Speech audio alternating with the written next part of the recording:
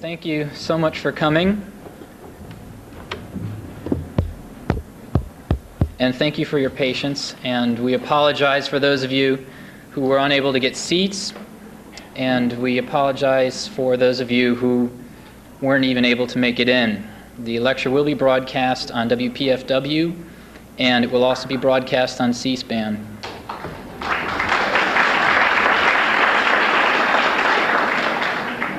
I need to mention that there's no eating, drinking, or smoking. You may smoke out in the hall, however, and if you have a stamp, then you can do that. And first of all, on behalf of the Progressive Student Union, I'd like to welcome you to today's lecture. The Progressive Student Union is a multi-issue organization that has been on campus for 11 years. We work on peace and social justice issues, and we emphasize connecting the issues. The Progressive Student Union, as a member of the Progressive Student Network, has the motto of study and struggle. And we think that's precisely what we'd like people to emphasize today. I'd also like to thank a few people and a few organizations who were central to making this event possible: the Georgetown Progressive Student Union and the Washington Peace Center. And please, if you have any time or money, the Washington Peace Center is an organization that's been in Washington, D.C. for almost 28 years. And they have a letter called the Peace Letter, which has all the essential events, political happenings going on in Washington, D.C., and they've been absolutely pivotal to organizing the many demonstrations that have gone on since their founding.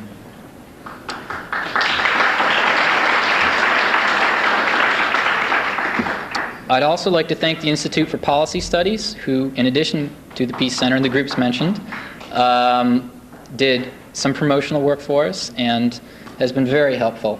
Finally, and last but not least, I'd like to thank Mark Pavlik, whose enduring efforts to make this event possible have really set an example for activists to follow.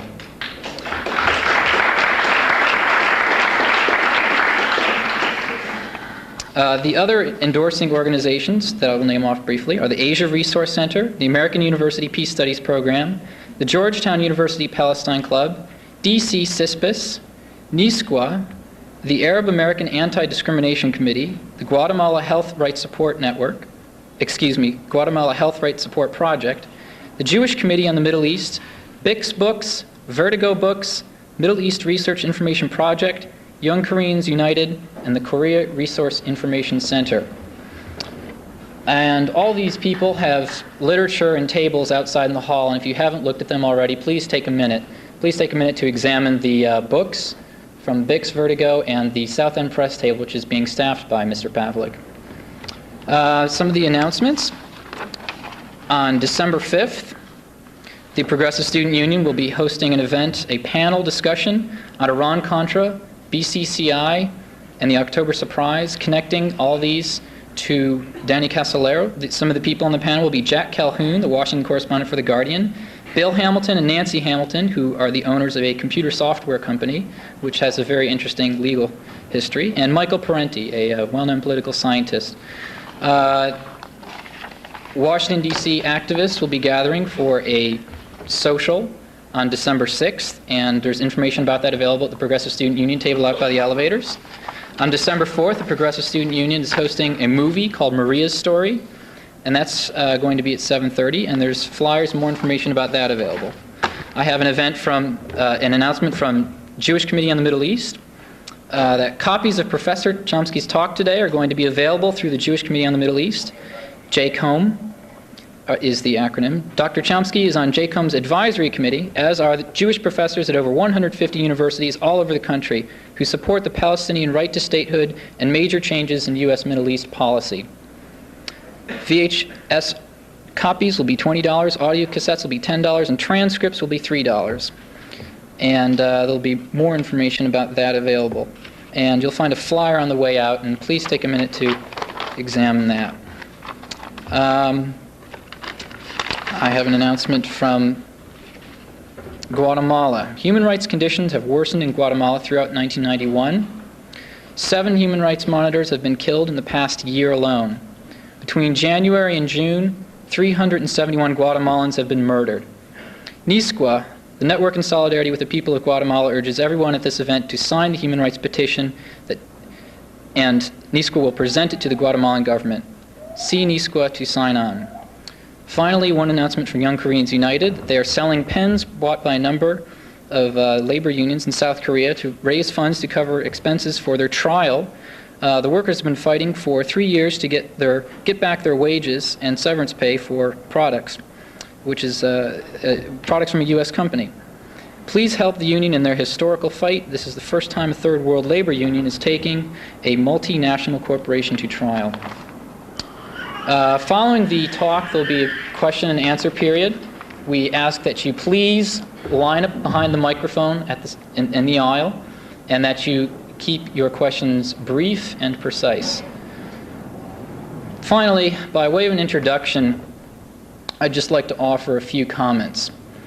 I'd like to begin by saying that some of the most basic questions about foreign policy are the most important, and yet they're rarely addressed. Today we'll look at the New World Order and explore the disturbing answers to some of these questions.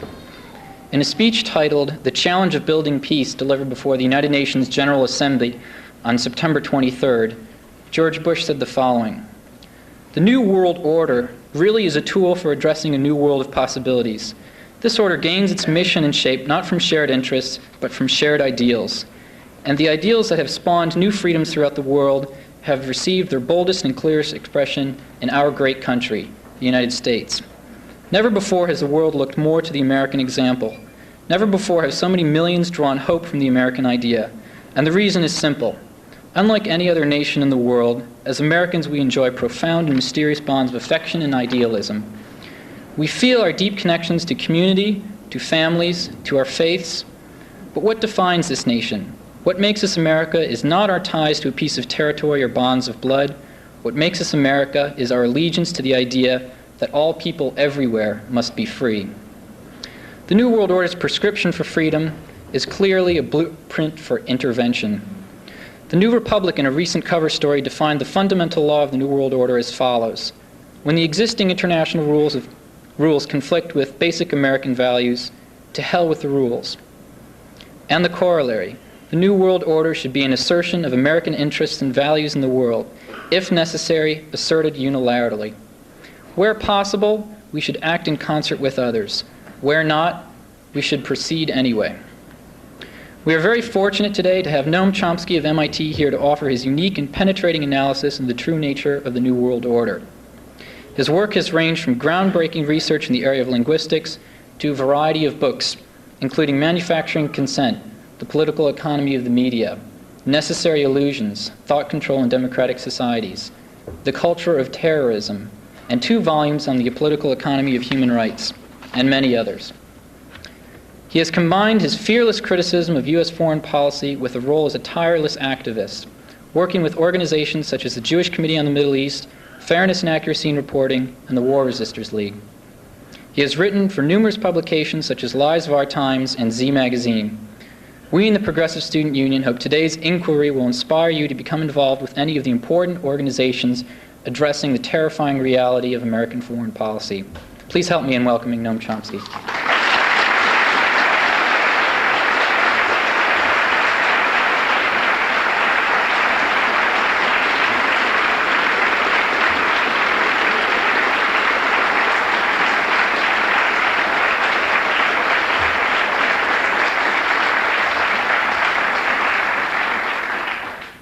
The first struggle today is going to be the struggle against the heat of those television lights.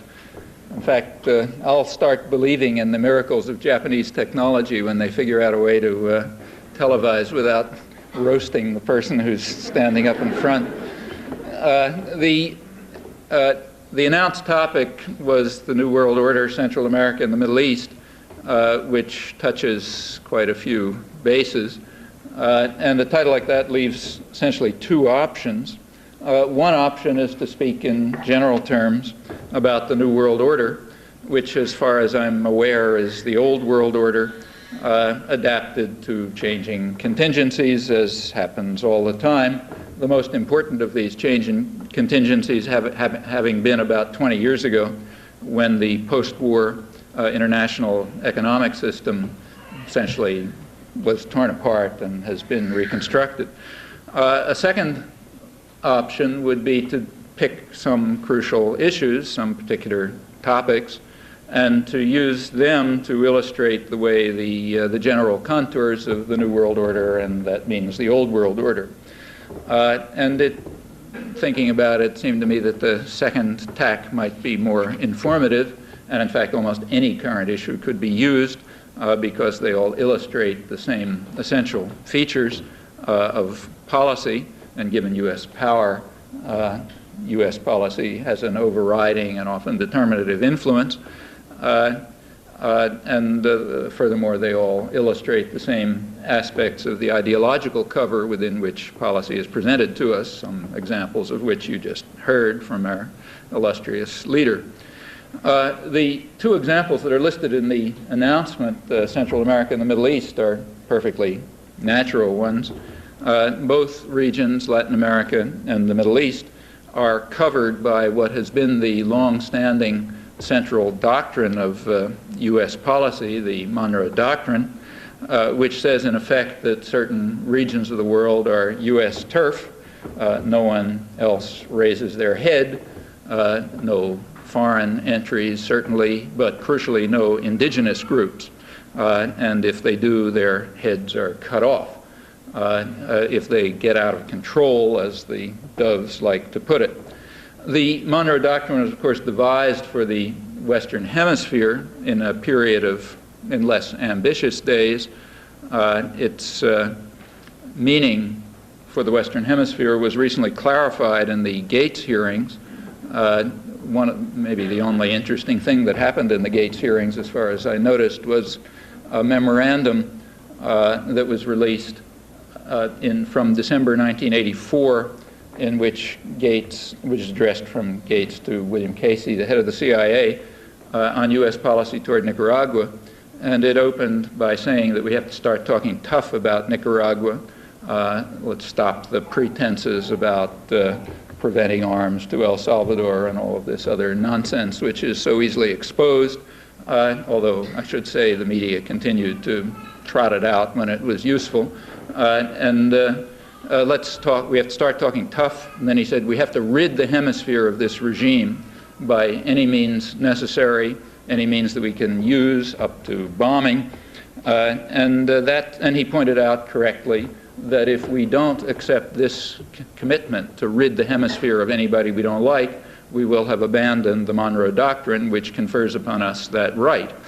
Well, it was interesting, actually the day that appeared, I happened to be talking somewhere in Detroit, and I suggested to the audience that they keep their eyes open to see what the reaction will be to this memorandum, predicting that there would be a null reaction. And in fact, that's true. It never came up in Congress. The media didn't mention it. It wasn't considered one of the big issues. And that's exactly correct, because essentially everyone agrees. Across the spectrum, it's agreed that we have a right to rid the hemisphere, or for that matter, the world, of anybody we don't like by any means that we find feasible and possible, and that he is quite right in saying that is the meaning of the Monroe Doctrine. Well, the Monroe Doctrine was extended to various, in this particular sense, meaning we have a right to rid any area of anyone we don't like. If it was extended to large parts of the world after the Second World War, that's just a reflection of the extraordinary power of the U.S. at the time. And in particular, it was extended to the Middle East, which was described by the State Department right after the Second World War as the most important area in the world in the field of foreign investment, as General Eisenhower described it, the strategically most important area in the world, because of its enormous energy reserves, which have two crucial features. First of all, whoever has influence and control over them has a considerable amount of leverage in world affairs. And secondly, there's a huge flow of capital that comes from the profits from oil production in the cheapest and most abundant areas, and that has to flow back to prop up both the corporations and the general economy of the United States and the country that in internal discussion is called our lieutenant, namely Britain.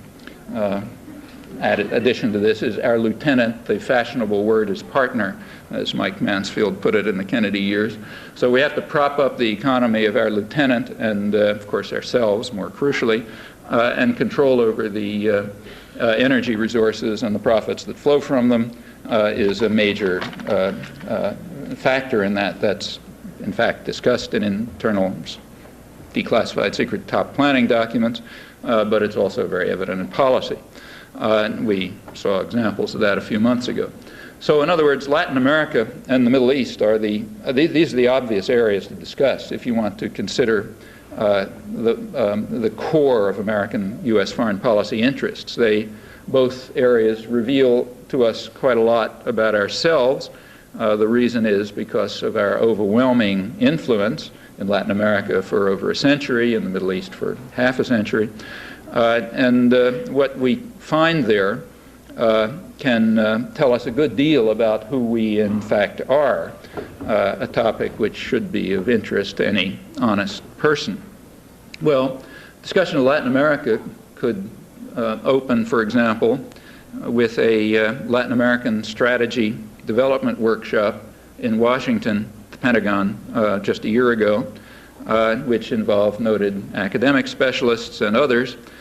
They concluded, this will be mostly quotes, they concluded that current relations with Mexico, the Mexican dictatorship, that means it's a rather brutal dictatorship with a democratic cover, current relations with the Mexican dictatorship, they said, are extraordinarily positive. That means that they're untroubled by such trivialities as stolen elections, death squads, endemic torture, scandalous treatment of workers and peasants, ecological destruction in the interests of private power, and so on. But they said that everything is not rosy. There's some problems on the horizon, and the only problem they note is, I'll quote, a democracy opening in Mexico could test the special relationship by bringing into office a government more interested in challenging the United States on economic and nationalist grounds. So right now everything's fine because it's just a brutal and murderous dictatorship. But if there's a democracy opening, we may have some problems. Because a democracy opening might mean that various popular interests might be reflected, and that would be harmful to the U.S. concern, which is, of course, investment opportunities and the local wealthy classes and so on. Well, that hits the nail on the head. The primary concern of the United States in the third world has, in fact, always, has been the problem of meaningful democracy, which is, in fact, a threat to power and privilege. And that has to be crushed. It has to be crushed abroad, and it has to be crushed at home.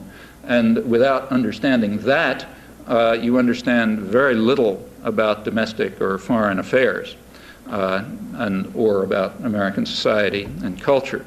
Now, of course, the methods for crushing democratic forces abroad and at home are different. Abroad, you can do it pretty much in the way it's done by totalitarian states. You can use violence, in fact, unrestricted violence. At home, over centuries of popular struggle, the capacity of the state to coerce and control has been limited, so a whole variety of other devices have been needed, but it's been well understood, and it's a major theme of intellectual discourse, if you like, for centuries, that methods have to be found to control and divert what used to be called the rascal multitude, and to keep them from interfering in what is none of their business, namely the management of public affairs. As Walter Lippmann put it, the elements that rule have to be protected from meddling and ignorant outsiders, that is, the mass of the population, and if you can't do it by force, you do it by other means. Well, a few weeks after this report on our on the extraordinarily positive relations with the Mexican tyranny, a leading journal in Mexico published an article by a reporting on a conference in Mexico, a conference on international traffic of children, minors.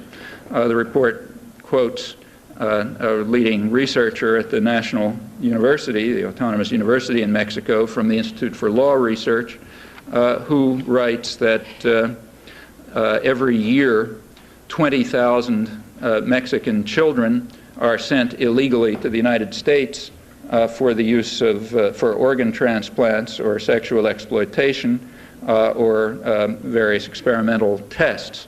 The conference report also quotes a report of the United Nations saying that over a million children a year suffer from slavery, forced participation in criminal acts, prostitution, organ transplant, sale to rich countries. Well, is any of this true? The answer to that is nobody really knows, and more importantly, nobody cares, at least nobody important cares. It's not the kind of thing we discuss around here. But it is the most, whether it's true or not, it may be, it may not be. An interesting fact about our domains is that this is very widely believed. There's lots and lots of reports like this one from all through Latin America and other parts of the third world domains of the United States, largely of the United States, that report such things. You can get similar reports from the London Anti-Slavery Society and others. And whether they're true or not, the fact that they're widely believed alone is a reflection of the reality of life in the areas where our influence has been overwhelming. This became much worse during the Reagan-Bush years, which was a period of an enormous catastrophe of capitalism throughout the entire world, aside from the state capitalist industrial countries themselves, which in various ways were able to protect themselves from it. Latin America is a striking example. We might proceed with Latin America by quoting, I'll just pick something that happened to arrive in the mail yesterday, a Latin American church journal, which has an article from Uruguay by a Uruguayan journalist called "The War Waged on Latin American Street Kids," which is a translation of it. And he describes the war, I'll give some quotes, the war being waged against millions of abandoned children throughout Latin America, where death squads run by the police and financed by the business sector target and exterminate street kids who are trying to survive as beggars, thieves, prostitutes, drug runners, or cheap factory workers. Some of the victims are gunned down while they're sleeping below bridges on vacant lots and in doorways. Others are kidnapped, tortured, and killed in remote areas. In Brazil, where U.S. Influence has been decisive, the overthrow of Brazilian democracy was described as the greatest victory for freedom in the mid-20th century by the administration when it took place with no little U.S. support.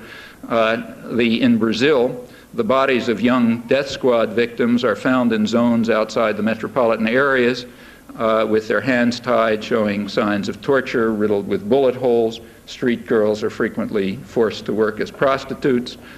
In one town, in the first 6 months of 1991, 1,000 so-called disposable children were assassinated. In Guatemala City, another place where we have succeeded in imposing the kind of values we like, the majority of the 5,000 street kids work as prostitutes. They're found with their ears cut off and their eyes gouged out, and so on. In Rio de Janeiro and Sao Paulo, reports indicate an average of 3 children under the age of 18 killed daily by these death squads financed by the business communities. Almost all murders have been attributed to those death squads. Going on, the journalist points out that this is a region where 183 million people live in abject poverty, so that death by violence is only one of the threats for street children.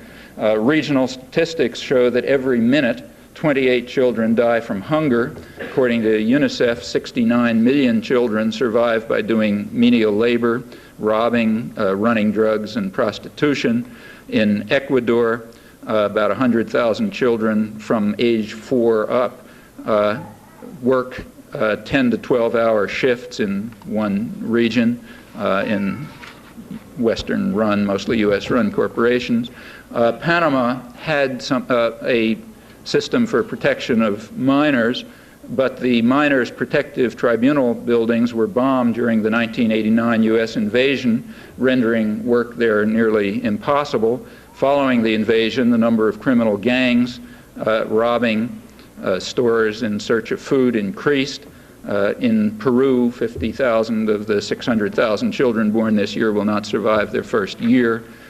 In one Brazilian state on the Bolivian border, approximately 1,000 children work as slaves, extracting tin. Another 2,000 adolescents work as prostitutes, according to union sources.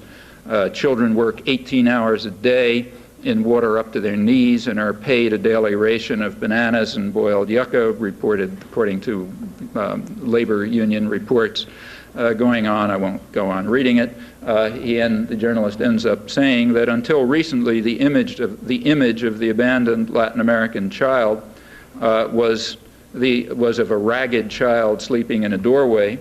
Today, the image is of a body lacerated and dumped in a city slum.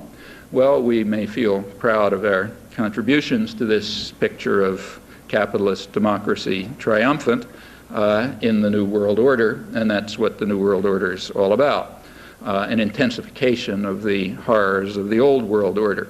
Well, instead of continuing through the Latin American horror chamber, which is what it is, I'll turn to the second area, the Middle East, and let me just, there's a lot to talk about there. To talk about some of our exploits in the Gulf, for example, but instead, let me talk about the topic that's on the front pages right now, and has been for the last several weeks, what's called the Middle East peace process, and in particular the conference in Madrid. This is not now, I'm not going to be continuing with Latin American atrocity stories, but talking about diplomacy, nice, clean topic, so it won't be so bloody. But let's have a look and see what we can learn about ourselves from that. Well, I'm sure you all read the newspapers, and you've noticed that there is universal acclaim for the diplomatic triumph of George Bush and James Baker in Madrid. So let me just remind you of some of the boilerplate. Our heroes, I'll quote now, our heroes exploited the historic window of opportunity opened by their victory in the Gulf to breathe light on the stalled Middle East peace process, showing remarkable courage and vision. That happens to come from Anthony Lewis, who is one of the most critical of U.S. government commentators on U.S. government policies anywhere in the mainstream, and it sort of goes from there over to the real accolades. The United States can at last try to bring about its traditional goals of land for peace and territorial compromise and autonomy for the Palestinians in the context of a general peace, now that the rejectionists are in disarray and the Russians are no longer causing mischief and the bad guys everywhere know that what we say goes, as the president put it last February. That's also true in Latin America, where what we say goes has been true for a long time, with consequences of the kind that I've already indicated. The news columns, they report with considerable awe that the president is dreaming great dreams of peace and justice, and of course marching forward to implement them. That's diplomatic correspondent R.W. Apple in the New York Times. James Baker is praised for his diplomatic skills and his tenacity in putting together what the Times calls the remarkable tableau in Madrid. I should, to be accurate, point out that not everyone agrees that the U.S. has really shown itself to be an honest broker. There are people who claim that Bush and Baker have gone too far in allowing their pro-Arab sympathies to influence what they do. But it's agreed that they're both well on their way to a well-deserved Nobel Peace Prize. Well, that's sort of standard, but more interesting than this kind of rather standard sort of Stalinist-style rhetoric. It's very reminiscent of the days of the genius Stalin and so on, for those of you who remember that kind of stuff. But that's kind of standard. But more interesting than that is the fact that similar perceptions, though without the Stalinoid rhetoric, are pretty widespread in substantial parts of Europe, and that's more interesting. And even, in fact, Europe has to a large extent come to accept the extension of the Monroe Doctrine to the Middle East, which is new, and has also come to accept, to a certain extent, the framework of U.S. propaganda. That's also interesting and a noticeable shift. I think it's one worth studying itself. I think it has to do with the end of the Cold War. Maybe I'll comment on that later.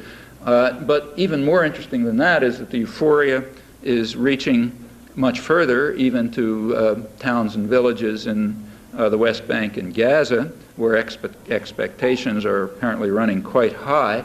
The lead journal of the current issue of the Journal of Palestine Studies, the lead article in it is by an advisor to the Jordanian-Palestinian delegation at Madrid, Walid Khalidi, who lauds the personal commitment of the President of the United States, I'm quoting, in front of Congress and the whole world to a just and comprehensive settlement.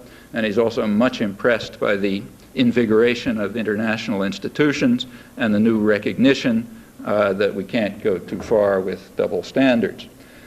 In my view, so that's a pretty broad spectrum. In my view, this is all total illusion. I'll like to give some indication of why. Let's just start with a brief comment on the matter of our abandonment of double standards. By chance, that issue of the Journal of Palestine Studies happened to arrive in my home in the same day that the lead front page story in the newspapers read, U.S. accuses Libya in Pan Am bombing. That's 270 people killed. And the subheading read, retaliation Wade, says White House. And the editorials issued stern calls for just punishment, overflowing with self-righteousness. The news reports told us that this fiendish act of wickedness had become the horrific symbol of terrorism, quoting the New York Times. Again, it was not entirely uniform. So the New York Times ran an op-ed pointing out that the evidence about Libya was pretty thin and suggesting some government duplicity in identifying Libya. The authors accused the government of letting the Palestinians off the hook at a sensitive moment in the peace conference, and also they charged that Syria and Iran had been let off the hook for similar reasons.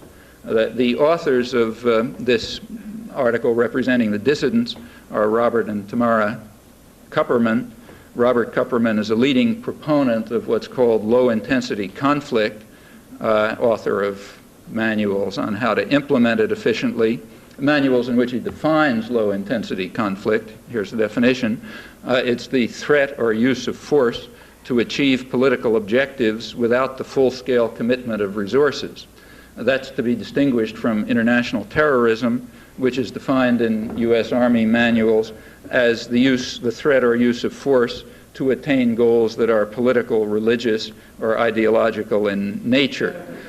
In short, low-intensity conflict is international terrorism, as the advocates and practitioners of it are kind enough to inform us in their, not only in their definitions, but also in the practice.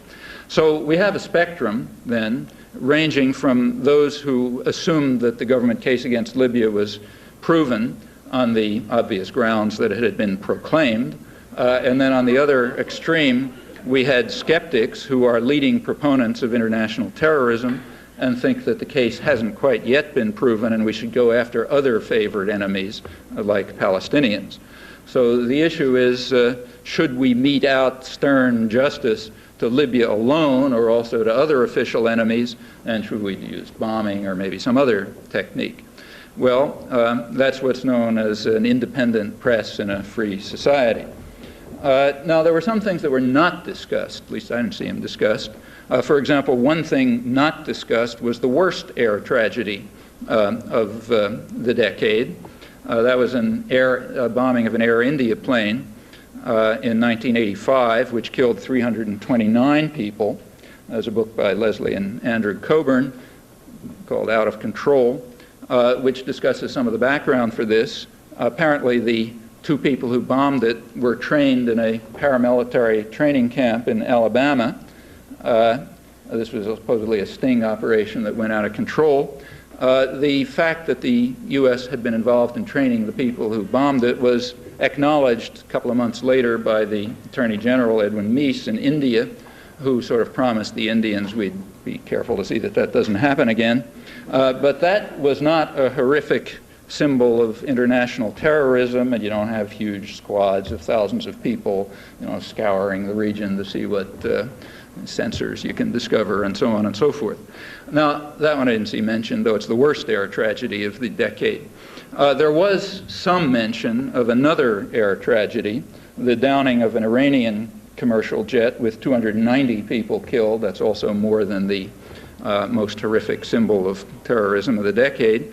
That was described, for example, by the Middle East correspondent of the Boston Globe, Mary Curtius, as she put it, the accidental downing of the Iranian passenger plane by the USS Vincennes, which was part of the naval armada that had been sent by George Bush to help out his pal Saddam Hussein in the Iran-Iraq war. And in fact, the shooting down of this plane was a rather decisive event in ending the war on on Iraqi, meaning U.S. terms.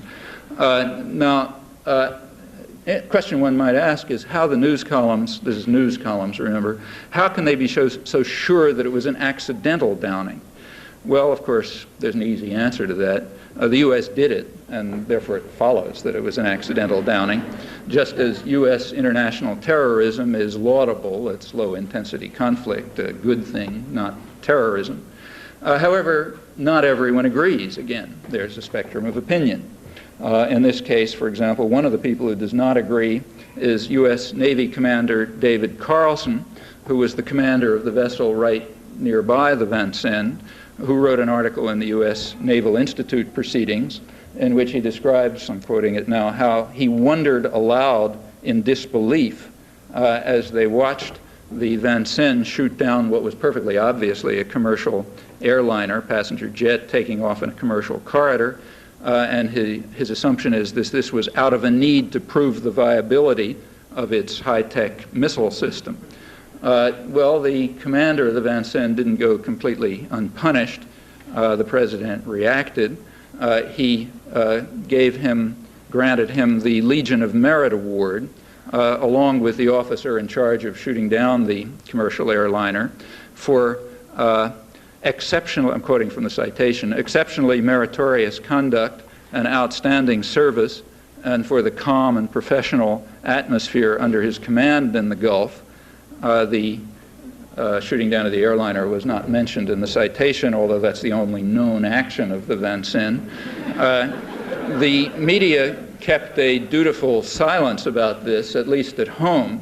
In more civilized parts of the world, like, for example, Malaysia, third world journals were quite open about reporting the facts, including the Legion of Merit Award, in reviews of U.S. international terrorism, which they don't understand is only low-intensity conflict and accidental. Libya's response to these charges was a call for a hearing by the World Court or some other international inquiry, a call that was regarded as reasonable by the Arab League, but it was, of course, dismissed here without any discussion as utter nonsense. That's what's known as invigoration of international institutions, just as what I just described is what's known as the abandonment of the double standard. Well, for those who are willing to consider fact, what I've just mentioned is like a crumb from a mountain of evidence that illustrates what a Salvadoran Jesuit journal recently described as the ominous halo of hypocrisy covering U.S. statements and actions, an ominous halo of hypocrisy that sickens and disgusts any honest person who suffers through the daily output of the commissar culture. That's a major element of the New World Order, just as it was a major element of the Old World Order. Well, let's put that aside and turn to the third feature that the lead article in the journal Palestine Studies finds so encouraging, along with most other opinion, the personal commitment of the president to a just and comprehensive settlement. And let me now review at least what I think is happening. It seems to me three major questions arise about what's going on right now.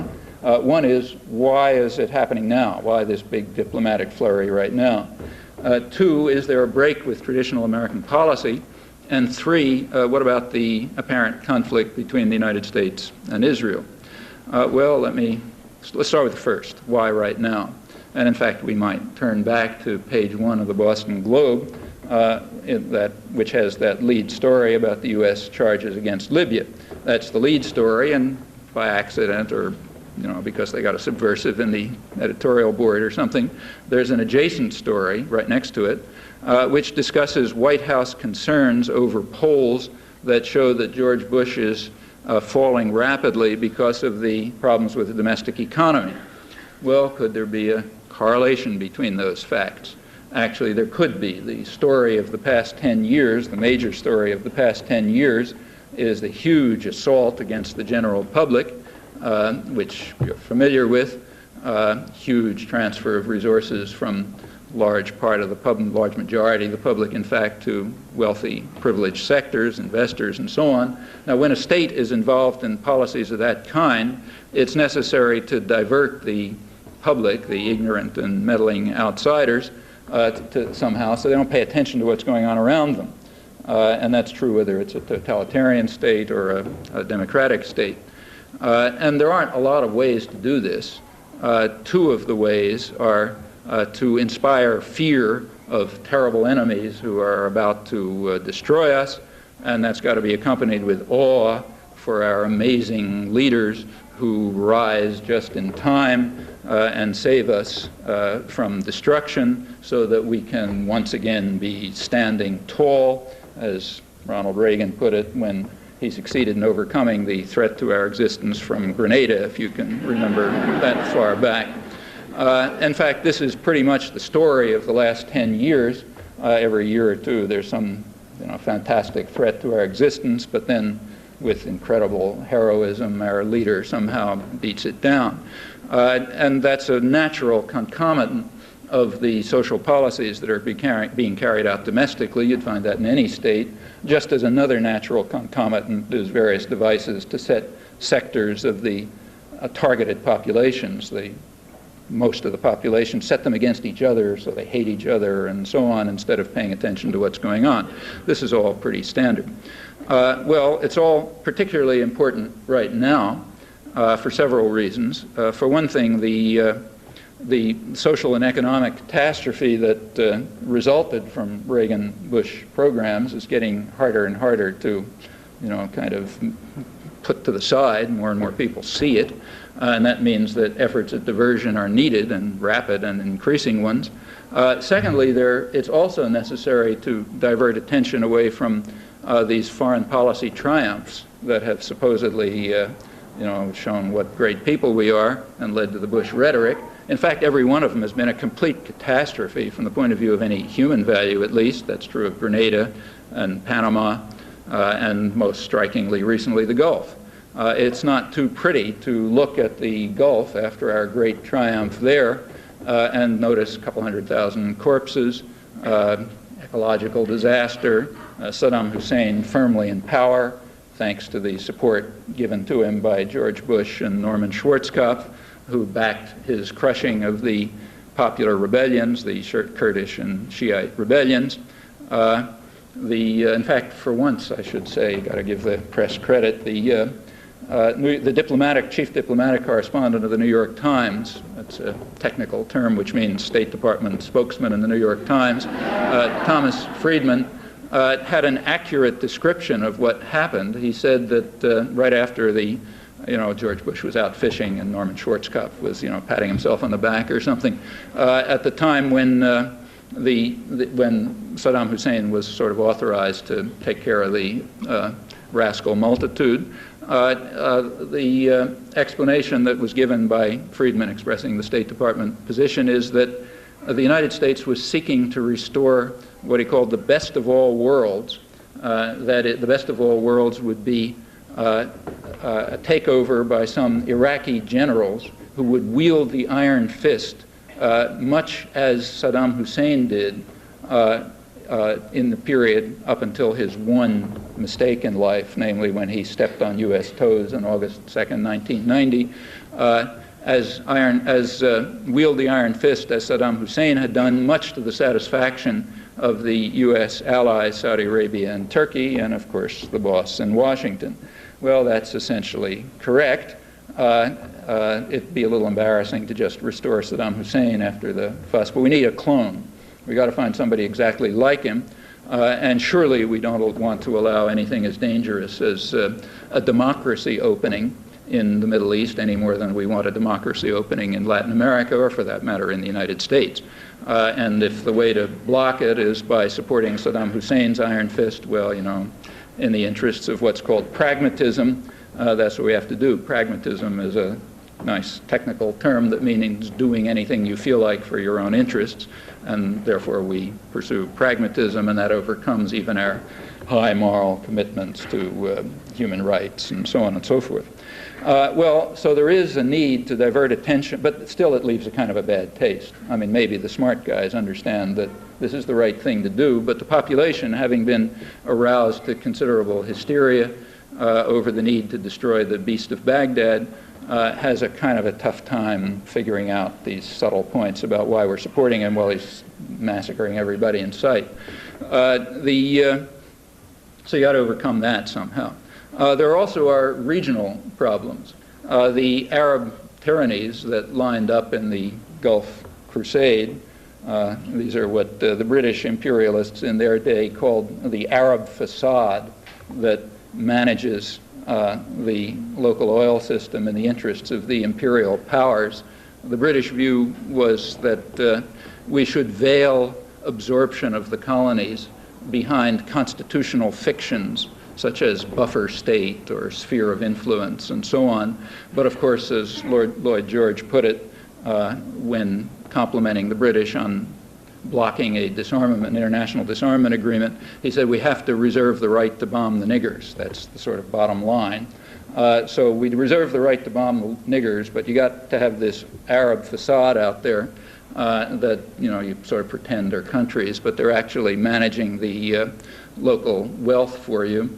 And those guys have a problem too. Though tyrannies, like any tyranny too, has to preserve a certain degree of credibility with population. And if they are exposed as just agents of the United States in restoring the traditional Anglo-American condominium over the wealth of the, you know, that lies under the ground in the Arab world, that won't be so good for them, so they need something. And thirdly, continuing with the urgency of the peace process, so-called, there is in fact a window of opportunity. That's not a joke. It is in fact correct. Bush is largely correct in saying that what we say goes, and in fact that means that what you see in the Gulf is what we say, because that's what we want. We had held all the cards. And now that what we say goes, we can ram through traditional U.S. policies, which takes us to the second point. What are traditional U.S. policies, and is there a break with them? Well, the simple answer to the question, what are U.S. policies, of course, the way in which we're going to, you know, get credit for this in the Arab facade is going to get some, you know, sort of credibility is by dealing with the festering Palestinian problem. The simple answer to what U.S. traditional policy is very straightforward. It has been adamant and inflexible opposition to the peace process. Now, before I continue, I have to make a side comment on political discourse.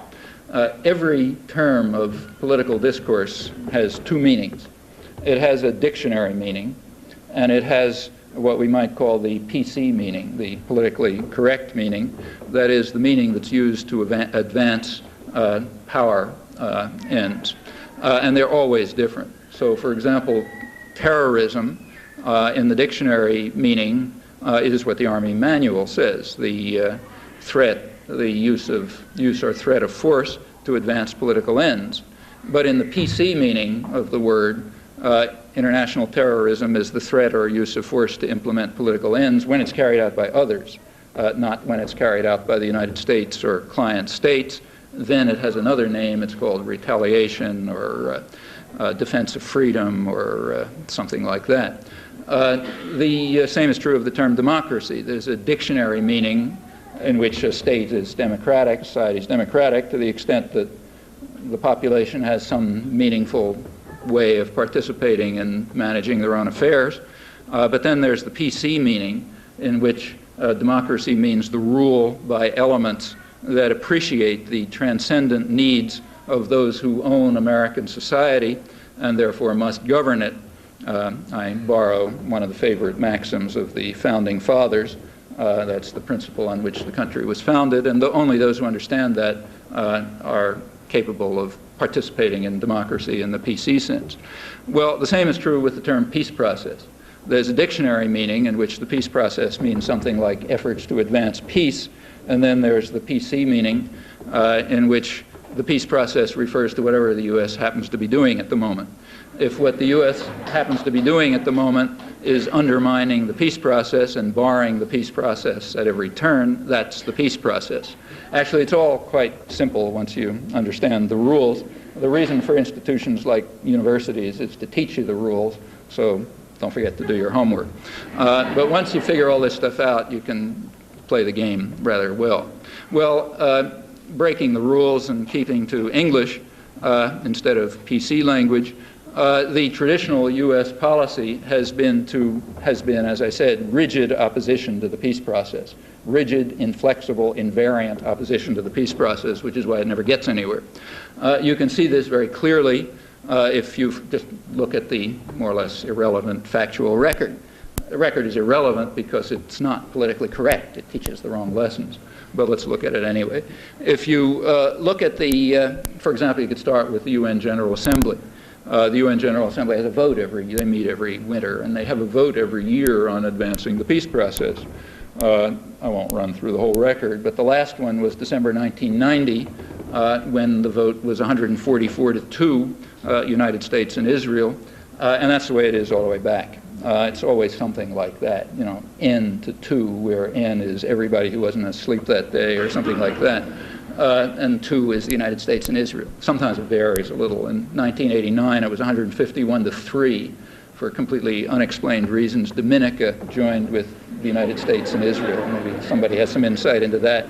But in effect, it's the U.S. and Israel blocking the peace process at the General Assembly. Well, what about the Security Council? Notice, incidentally, the United States is a very powerful country.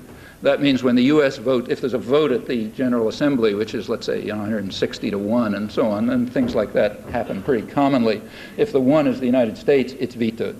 That's what it means to be in a position to be able to assert what we say goes. What about the Security Council? Well, of course, that's out because there the United States can just flat veto everything, as in fact it's been doing since 1976.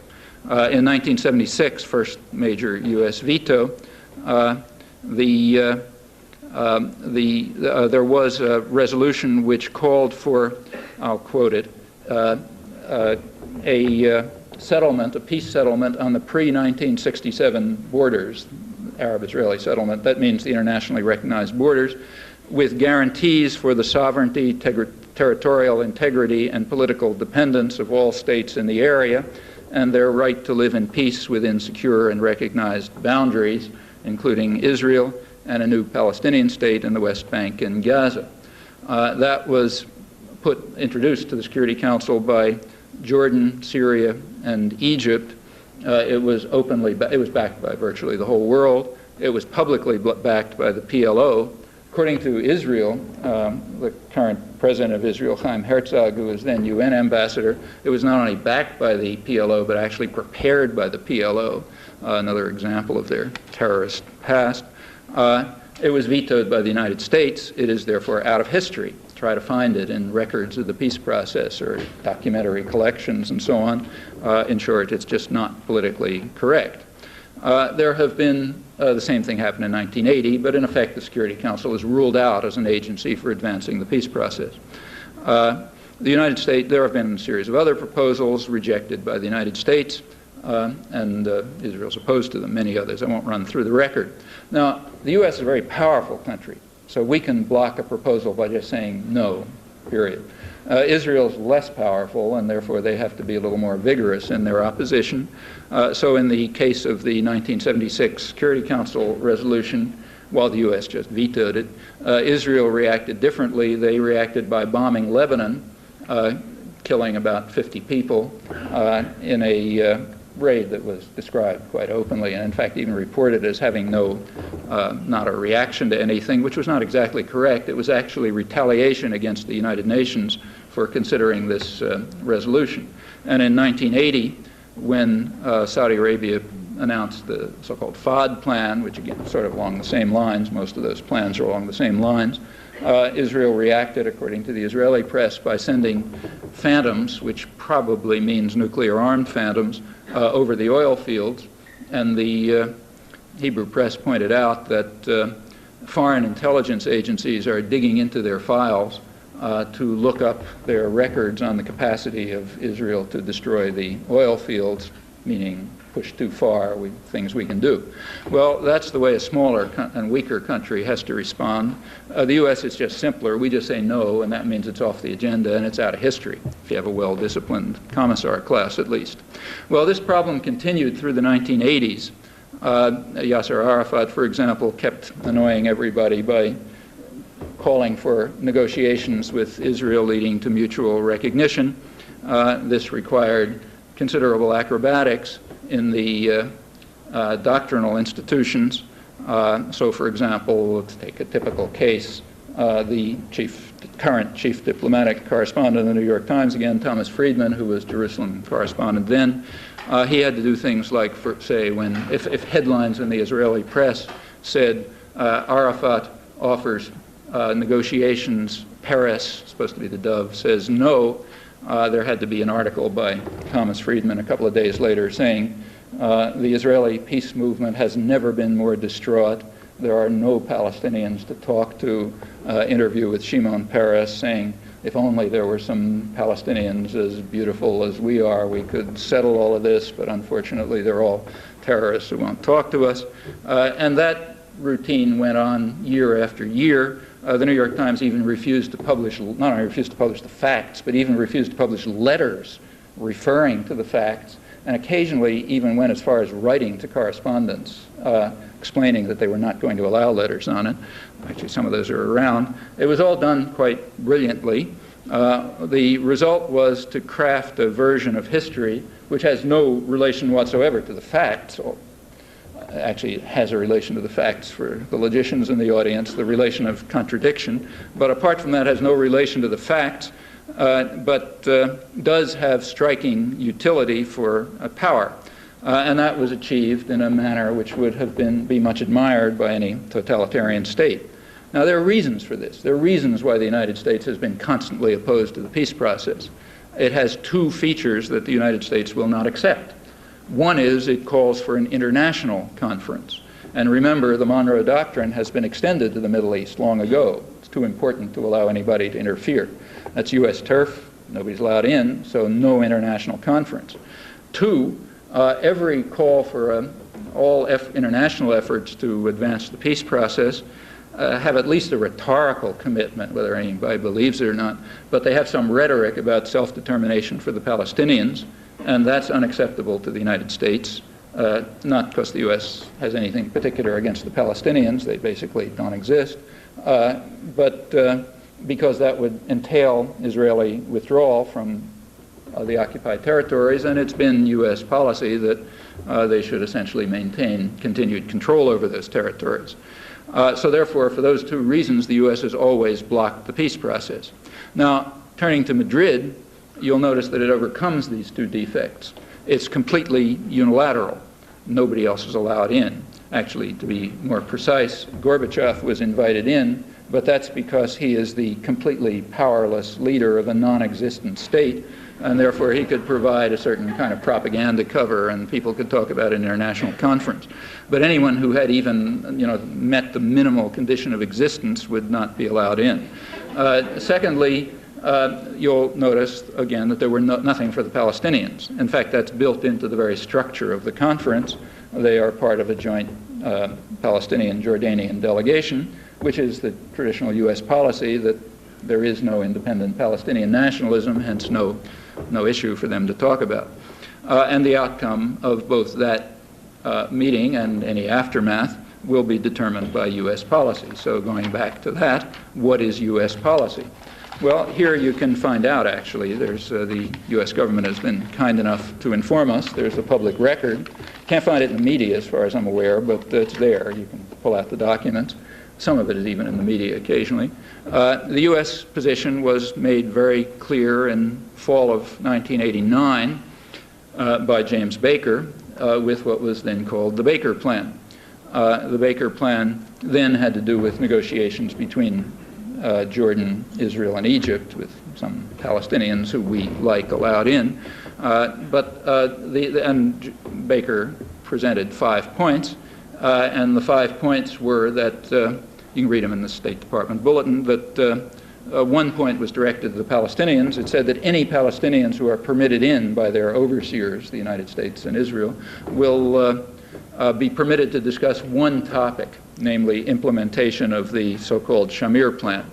And in public statements at the same time, Baker made it clear and explicit that, as he put it, the only plan under consideration is the Shamir Plan. There is no other initiative on the table.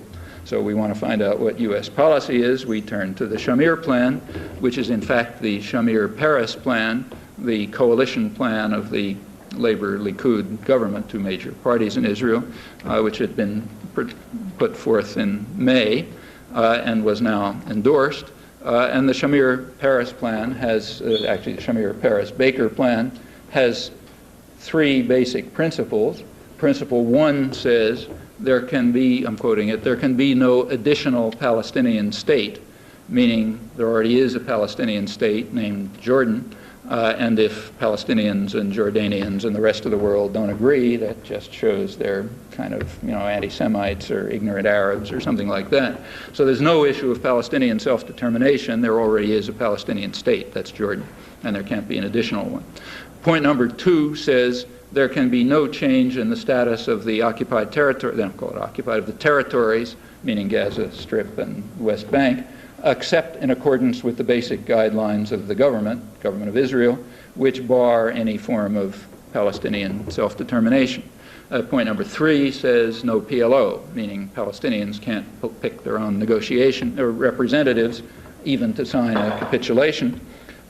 Point four, there's a fourth point, it says there will be what are called free elections run under Israeli military control, and if you've ever looked at a television set, you know what that means, with most of the Palestinian national leadership rotting away in prison camps without charges. Those are free elections.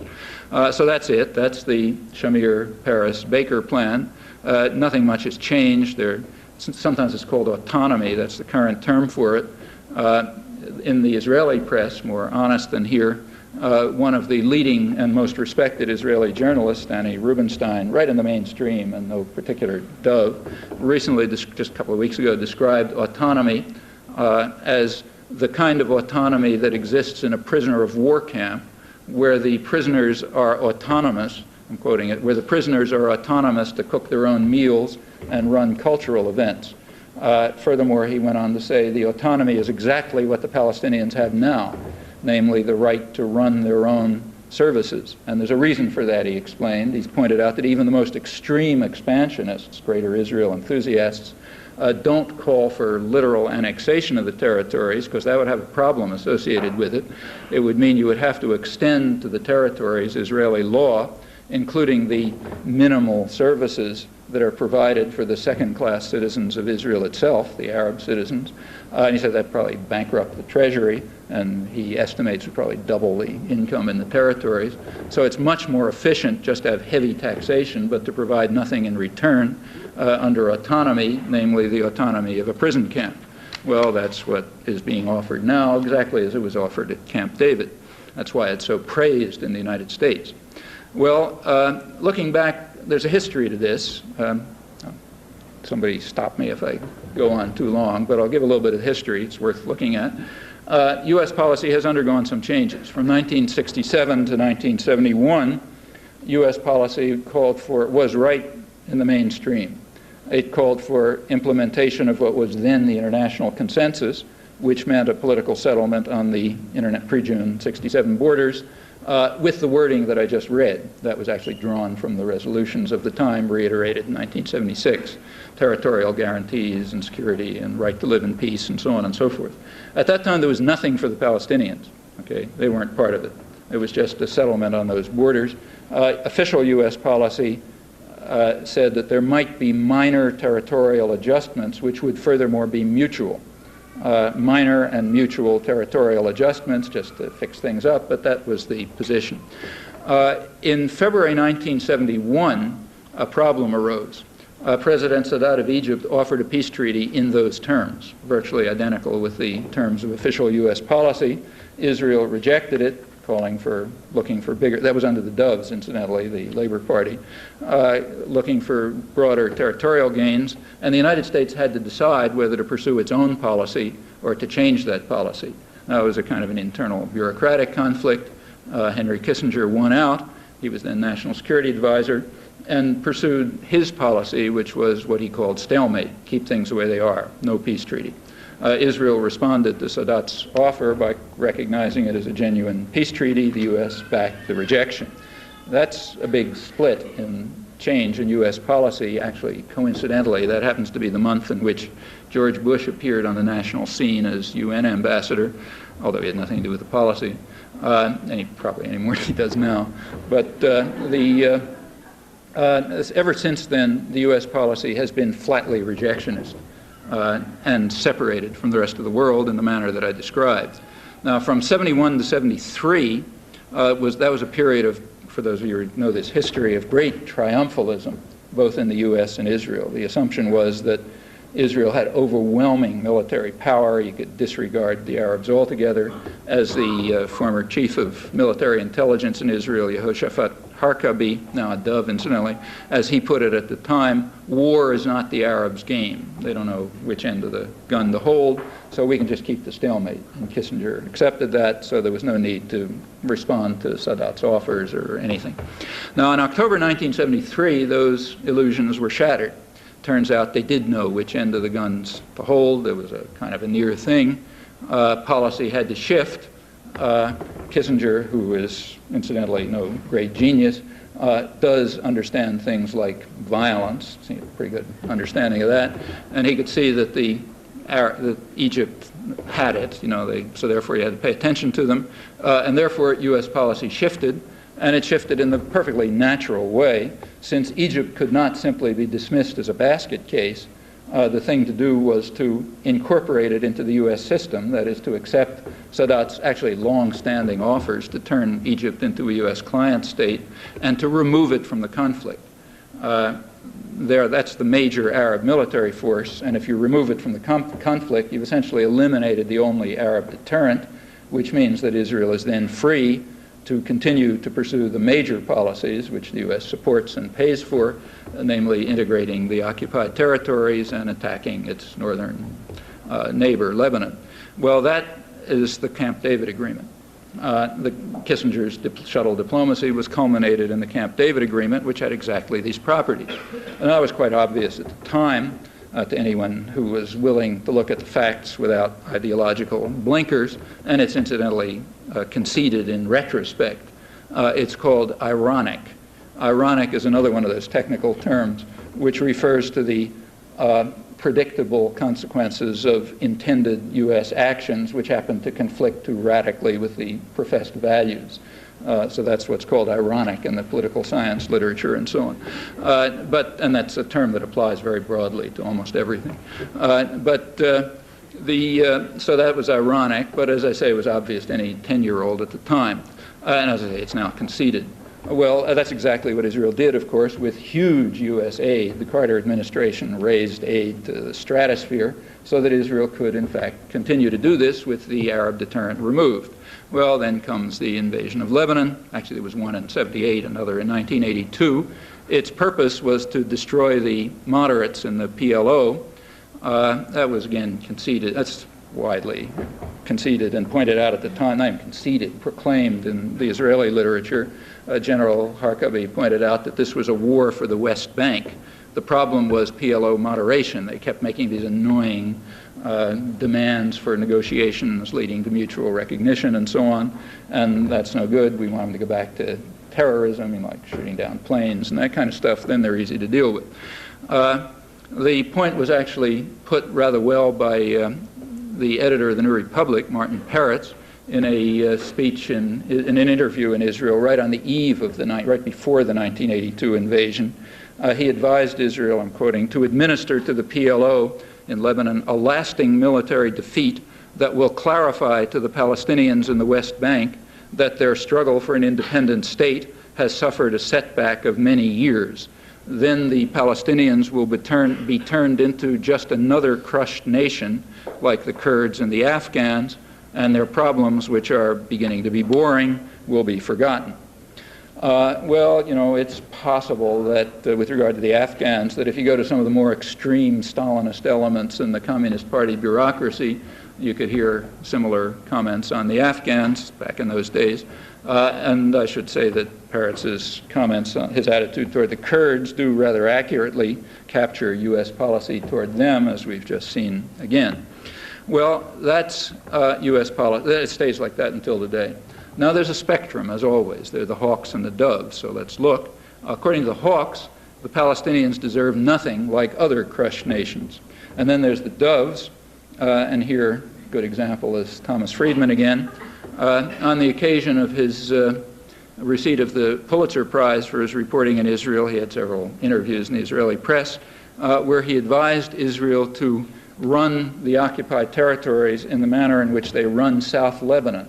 Now that means under the control of a terrorist mercenary army, which with big prison camps where you hold hundreds of torture chambers, actually, where you hold hundreds of hostages to ensure that the villages submit to the rule of the terrorist mercenary force, and you bomb beyond the borders when you feel like it, and so on. He said that's the proper way to run the occupied territories.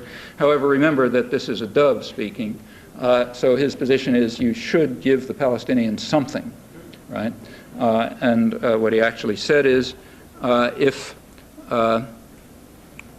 he said, if you give, quoting, if you give Ahmed a seat in the bus, he may limit his demands. So you ought to give Ahmed a seat in the bus.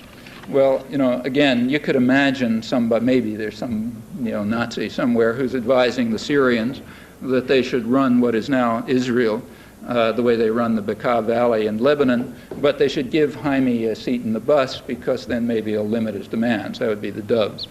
Or maybe somebody's advising South Africa that you should give Sambo a seat in the bus and maybe he'll shut up or something. Well, that's the doves. So again, there's a spectrum, and we learn a little more about ourselves by looking at it. Well, the doves' view is that the Palestinians should be given a seat in the bus, namely autonomy, the autonomy of a prison camp, basically what they have now, but nothing more. No citizenship, no independence. The great achievement of the Madrid Conference, and the one that's called forth such raptures in the American press, is that the Palestinian representatives, permitted in by the United States, have partially agreed to this. So the news, actually the Israeli lobby is naturally quite enthusiastic. The New York Times the other day has an op-ed by the deputy director of something called the Washington Institute for Near East Policy, which is an organization that journalists go to when they don't want to express their own opinions, but they want their support for Israeli policies expressed for them by an objective outsider. That's a standard journalistic trick. The Washington Institute for Near East Policy has no other function, as far as I'm aware, than to provide such statements. Its deputy director notes, I'm quoting, that gains were made in Madrid. The Palestinians reversed their 13-year rejection of autonomy, which was called for in the Camp David Accords, the Accords welcomed by Menachem Begin, because they removed the Arab deterrent from the conflict and offered Palestinians the autonomy of a prisoner of war camp, as the mainstream Israeli press points out. Well, the news columns in the U.S. are much impressed by what they call, quoting the New York Times, the Palestinian self-adjustment to the real world.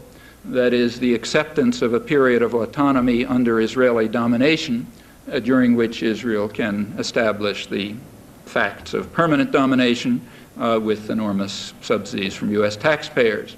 The idea is that now that Ahmed has limited his demands, he's praised for what is called the new pragmatism, this willingness to accept half a loaf under Israeli domination instead of the all or nothing demands. That's referring to the demands for self-determination in a Palestinian state alongside Israel, a totally absurd idea, supported only by the entire world outside the United States and its Israeli client, and therefore, by definition, extremist, rejectionist, and not pragmatic. Pragmatic means self-adjustment to the real world, which is what we say goes. If you do that, then the news columns are willing to welcome you as pragmatic. That's Clyde Haberman, and the same is true of a host of others. I won't bother referring to it. In fact, so much of it that I won't, too late to talk about. But it's standard. Open the press at random, and you'll find similar praise for the new pragmatism. Until 1988, continuing the history a little bit, the U.S. was quite satisfied with the status quo, as was Israel.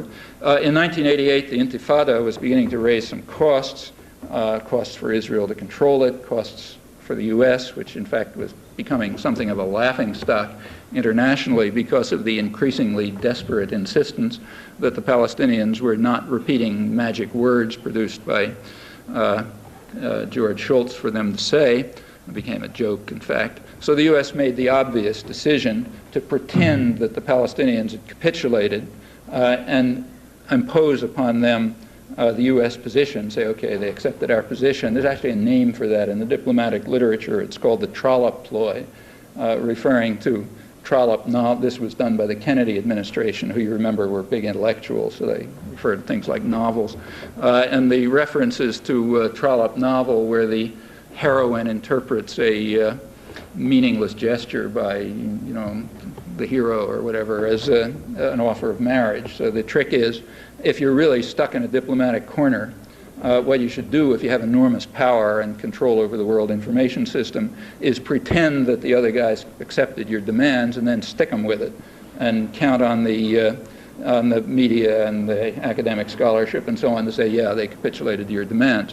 In mid-December 1988, George Shultz, that was at the time, went through this comic act, claimed that Yasser Arafat had said the magic words. In fact, he'd been, as any literate person could see, he was saying exactly what he'd been saying for years. It was just as far from the U.S. demands as ever, and no Palestinian spokesman could ever accept the actual U.S. demands. But now they were stuck with it because George Shultz had said so, and everybody repeated it, so that ended that story. The U.S. then moved to what was called a dialogue with the Palestinians. They were offered opportunity to have tea in the master's antechamber, where they were told in the first meeting, transcripts were leaked and published in Israel and and Egypt, not here, though they were in English in the Jerusalem Post, so everybody could read them.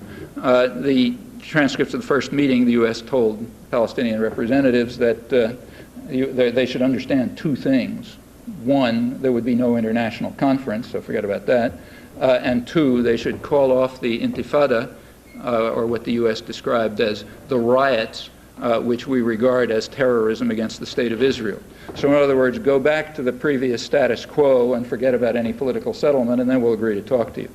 Well, this was understood very well within Israel, I should say. The defense minister, Yitzhak Rabin, of the dovish Labor Party, had a meeting with Peace Now leaders shortly after the opening of the dialogue, and he told them, don't worry about it, it's quite okay, we're in favor of it. He said the dialogue is a low-level dialogue which is completely meaningless and which will provide us, he said, with a year or more to crush the Intifada by force. And he assured them they will be crushed. Well, that's what happened. They were crushed. There's a limit to what flesh and blood can endure. Violence works. The dialogue diverted attention as needed, as intended. Then came along the diplomatic initiative to divert the Baker-Paris-Shamir plan, the purpose of which was to divert any attempt to implement the real peace process. That brings us right up till today. That's, as far as I can see, that's what's happening at Madrid. Well, just last comment, there's some thinking behind this. There is a strategic conception behind it. It's one which is more or less permanent. It's part of the old world order, the new world order, the next 10 years, new world order, and so on. The strategic conception about the Middle East is pretty simple. The major issue there is the energy reserves. The U.S. has to control them. Nobody else is allowed to interfere. U.S. turf, too important. There's a method for controlling them. The method is, first of all, to construct an Arab facade, family dictatorships which sort of manage it for us. Very weak, so we don't have to worry about them, having any funny ideas. The Arab facade has to be protected from the population of the region. That requires regional enforcers. That's the second part. Preferably non-Arab. They have an easier time killing Arabs.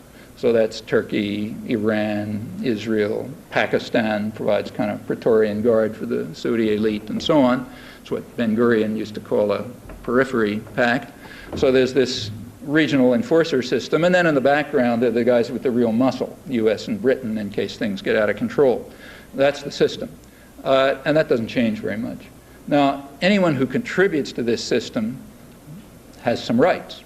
The Arab facade obviously contributes. They manage the oil wealth for us. The regional enforcers contribute. They have rights. We obviously have rights. In fact, ultimately, the only ones who do, and so do our British lieutenant, as long as they remain a lieutenant. What about the Palestinians? Well, they don't contribute to this system. They don't have wealth. They don't have power. In fact, they're a damn nuisance. They stir up Arab nationalism, that is the pressures for these democratic openings that are always a problem. So they have a negative value, in fact. And since they contribute nothing to our domination of the region, it follows by quite simple logic, that they have no human rights whatsoever. That's elementary principles of statecraft. Human rights depend on your contribution to the needs of power and profit. Other than that, irrelevant. Well, they don't have any rights. In fact, they probably have negative rights. As I mentioned, they're even a nuisance. And from that, you can pretty well predict U.S. policy. And in fact, it works pretty well. Remember, this stuff is not quantum physics. You don't have to be a big thinker to understand it. Big efforts are made in the academic disciplines and elsewhere to make it look difficult. But in fact, it's all pretty straightforward. And I think, at least to my knowledge, there's almost nothing in international affairs or any of this stuff that, again, a literate teenager couldn't figure out in a few minutes. And that's pretty much the way it works. And if you understand it, you can see what's going on, and you can usually predict pretty well what's going to happen. You have to remember to translate politically correct discourse back into English so you can get out of those problems, but that's not too hard either. Well, the thinking with regard to the Palestinians, the position really has not changed as far as I'm aware since about 1948. At that time, back in 1948, the Joint Chiefs of Staff already recognized Israel. They were impressed by Israel's military victories, and they recognized it as the second most powerful regional military force and a possible potential base for U.S. power.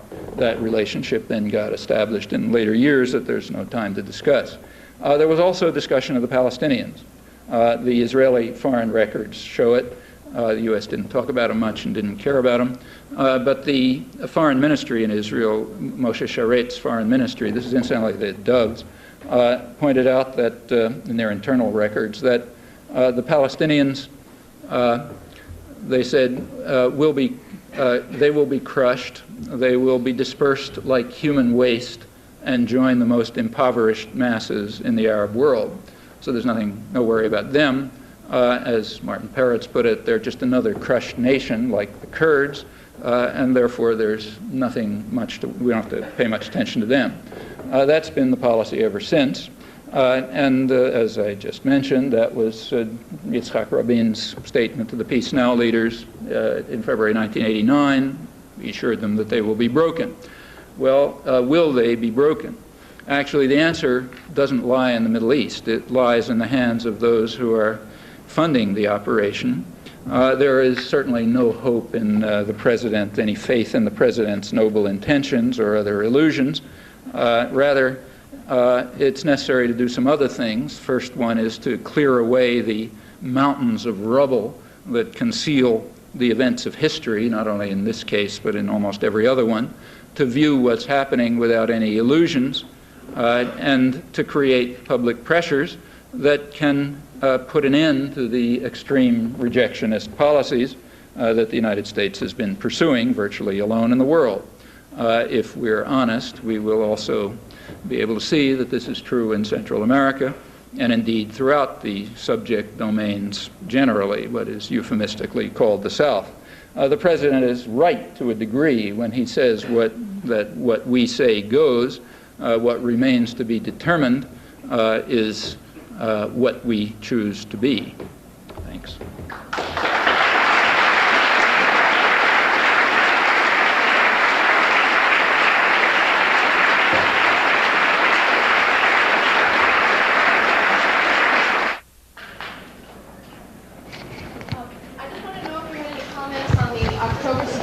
Allegations and about the articles that came out in Newsweek and the New Republic. About the October surprise? Yeah, discrediting. The question is, do I have any comments about the October surprise allegations? Not particularly. I tell you the honest truth, haven't really followed it much. And the reason I haven't followed it much is I just don't think it's all that important, to tell you the truth. I mean, I wouldn't regard it as particularly surprising if the Reagan-Bush administration had tried to figure out a way to make a deal with the Ayatollah Khomeini to hold off on the hostages until after the election. However, I think that Khomeini would have done it whether they made any effort or not.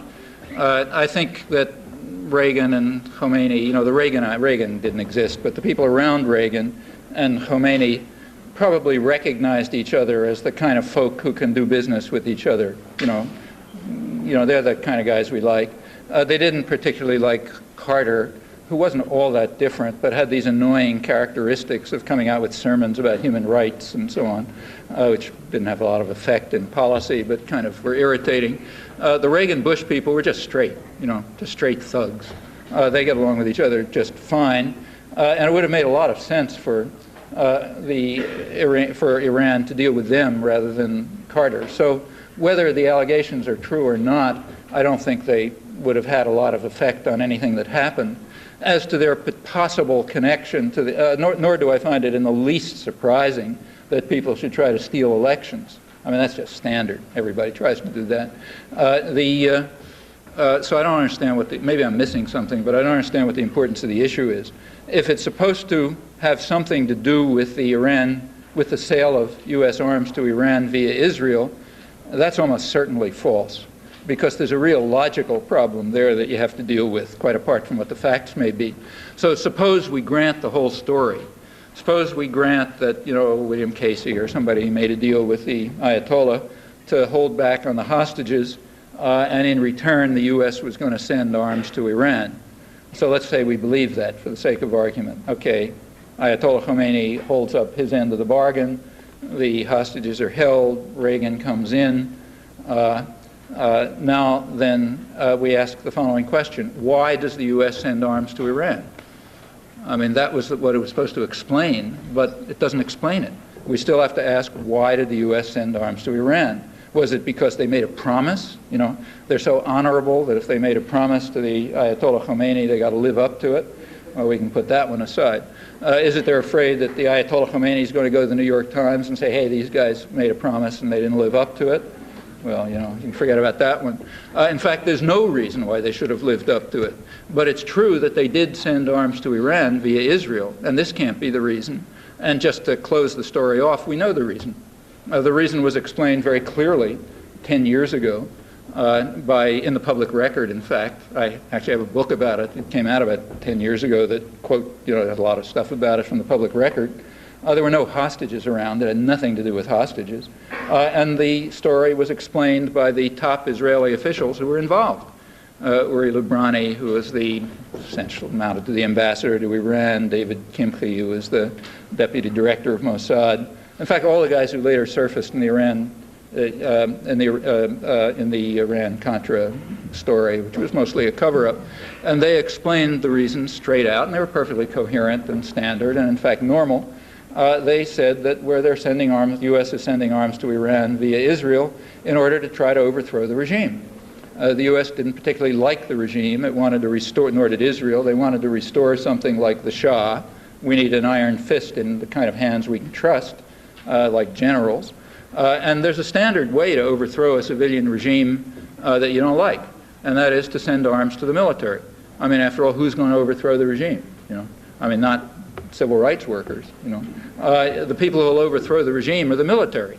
So you establish contacts with them, and one way to establish contacts is sending arms, and another way is military training, and so on. That's, in fact, the purpose of a lot of the military missions throughout the world, to keep a grip on civilian regimes, so if they get out of in trouble, you know, they don't like to think they have democracy openings or that sort of thing, we can control them. And it's done standardly, almost reflexively, and it often works. So, for example, when the U.S. overthrew the democratic government in Chile, throughout that whole period where they're trying to overthrow the government, they were arming the military. When the U.S. was trying to overthrow the Indonesian government back in the early 60s, it was sending arms to the military. And as McNamara later testified that to Congress, he said that paid dividends. The army actually overthrew the regime and incidentally slaughtered about 500,000 people, so everybody was happy about it. But that's standard, and it appears that that's exactly what was going on in the early 80s. It certainly didn't have anything to do with hostages, because there weren't any. So it doesn't seem to me that the October's Prize would tell you anything, even if it were true. This is one of the reasons, honestly, to tell you the honest truth, I haven't really pursued it and have no opinion about whether the facts are right or wrong. You know. I have that's a little loud. This is a two-part question, really. One part is that ever since the Second World War, we've basically been told that the reason for our large defense expenditures were to counteract the Soviet threat. Now that the Soviet Union has completely capitulated and has gone bankrupt, our defense spending has gone down by infinitesimal amounts. Right. And that seems to me to lead to the question, what was the real purpose of the military buildup, since it doesn't seem to diminish when the threat goes away? And thereby, what are the current reasons for our large expenditures and what can we expect in the future? Tied to that is that now there's a growing awareness on a lot of people's part about the environment and the fact that we're going off the end of the scale in terms of putting pollutants into the atmosphere and into our air, land, and water. And there's a lot of concern on many people's part because of that. And yet, the government resources that are focused in terms of taking care of problems, in order to tackle that, requires a radical response, because we're in a radically new situation in terms of what we're doing to the environment. In the last 10 years, for instance, we've bankrupted our own government by having our large defense expenditures during the Reagan years, which has doubled or tripled the national debt, and ends up costing us in interest payments $200 billion a year at this point. What happens with that in conjunction with our military spending is that we're spending half our government budget, part of it for the interest payments for the past military buildup, part of it for, and so the focus in the World Peace Atlas, half the world's people. Okay, so two questions. What about the Pentagon budget? It's perfectly true that people were told for years that it was defend ourselves against the Russians. But that was about as plausible as the fact that, you know, we have to defend ourselves from, Hispanic narco-terrorists or something else. Of course, that was never the reason, and it was always perfectly obvious that that was never the reason, and the internal record makes it entirely clear that it was never the reason, and that's exactly why it continues now exactly pretty much the way it did before. The reasons for the military budget were real, and they were significant, and we might as well understand them. That's why they're going to go on. One reason for the military budget is domestic. There isn't any such thing as a capitalist society, and in fact it couldn't survive for a week. Every society has a powerful state which carries out programs typically for the benefits of those who own the society, and we do too. and our state has to funnel resources to the advanced sectors of industry, public resources, so the public, people like you, have to pay the costs of research and development for high-tech industry, and you have to provide a state-guaranteed market for excess production so that advanced sectors of industry can remain competitive. This means like computers and lasers and everything else. And for all kinds of reasons which we could go into, the main mechanism for that in the United States has been the Pentagon system. So that, you look at the history of the development of computers, well, that's the way it works. And that remains constant. It doesn't change. By now, they're sort of institutionally embedded. Secondly, the Pentagon system does have a role. Its role is to do what it's always done, namely intervention in the third world. Somebody has to make sure that those people don't raise their heads, that they fulfill their service function, the function of providing resources and raw materials and cheap labor and opportunities for investment and export of pollution and so on and so forth. And if they have funny ideas about democracy openings and that kind of thing, somebody has to make sure that you knock those ideas out of their head, and that requires intervention forces and international terrorism called low-intensity conflict or some other thing, and economic warfare and various other things. Well, why do we need things like nuclear weapons? Well, the fact is that the U.S. is a global power. That means we're often carrying out intervention in areas where we don't have a conventional force advantage. And you have to make sure you intimidate everybody properly so nobody gets in our way, So you have to have a very intimidating military posture. As long as the Russians the Russians played a role in this. The Russians were a deterrent. There's a technical term for that too. It's called fighting with one hand behind our backs. Like the Vietnam War was supposed to be, we made this mistake of fighting with one hand behind our backs, meaning there was always a fear that if you went too far, you might run into the Russians. And they got missiles and nuclear weapons and all that kind of stuff. Another principle of statecraft, if any of you are going into government, is that you never attack anybody who might be able to shoot back. You only attack completely defenseless people, and you want to make sure that you don't run into trouble. So if there is some powerful military force around, you have to fight with one hand behind your back. That's kind of bad. And we needed this, and this is completely explicit, incidentally, even in the open public record. So you go back to around 1980, and you look at Carter's Secretary of Defense, Harold Brown, or Eugene Rostow of the Reagan administration, same time. They both pointed out that our strategic nuclear forces provide an umbrella under which our conventional forces can be used as meaningful instruments of political control. Translated in simple English, if we can intimidate people with a big threatening military posture, we can use our conventional forces to do the usual thing, intervention and subversion and so on. And that still remains. In fact, the problem that you mentioned, the problem of the disappearance of the Russians leads to rhetorical changes in this. And even some technical changes, like weapon systems change a bit. But the problem was in fact dealt with in the public record again. Every year in the spring, the White House delivers to Congress something called, I think it's called the National Strategic Survey or some such thing, in which the White House presents to Congress in a glossy booklet in simple language so they understand it, the reasons why we need a huge military force because we're threatened by enemies even greater than before, so therefore we need X, Y, and Z. The bottom line is always the same. And for a long time, the argument was more or less the same, the Russians, etc. After the fall of the Berlin Wall in November 1989, when you couldn't even pretend anymore that the Russians are around, the first of these was produced in March 1990, and it's public record, you can get it, and you read it, and you notice that the bottom line is the same.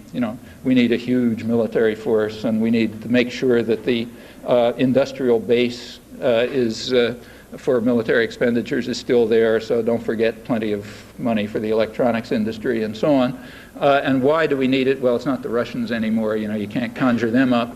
The reason was the growing technological sophistication of third world countries.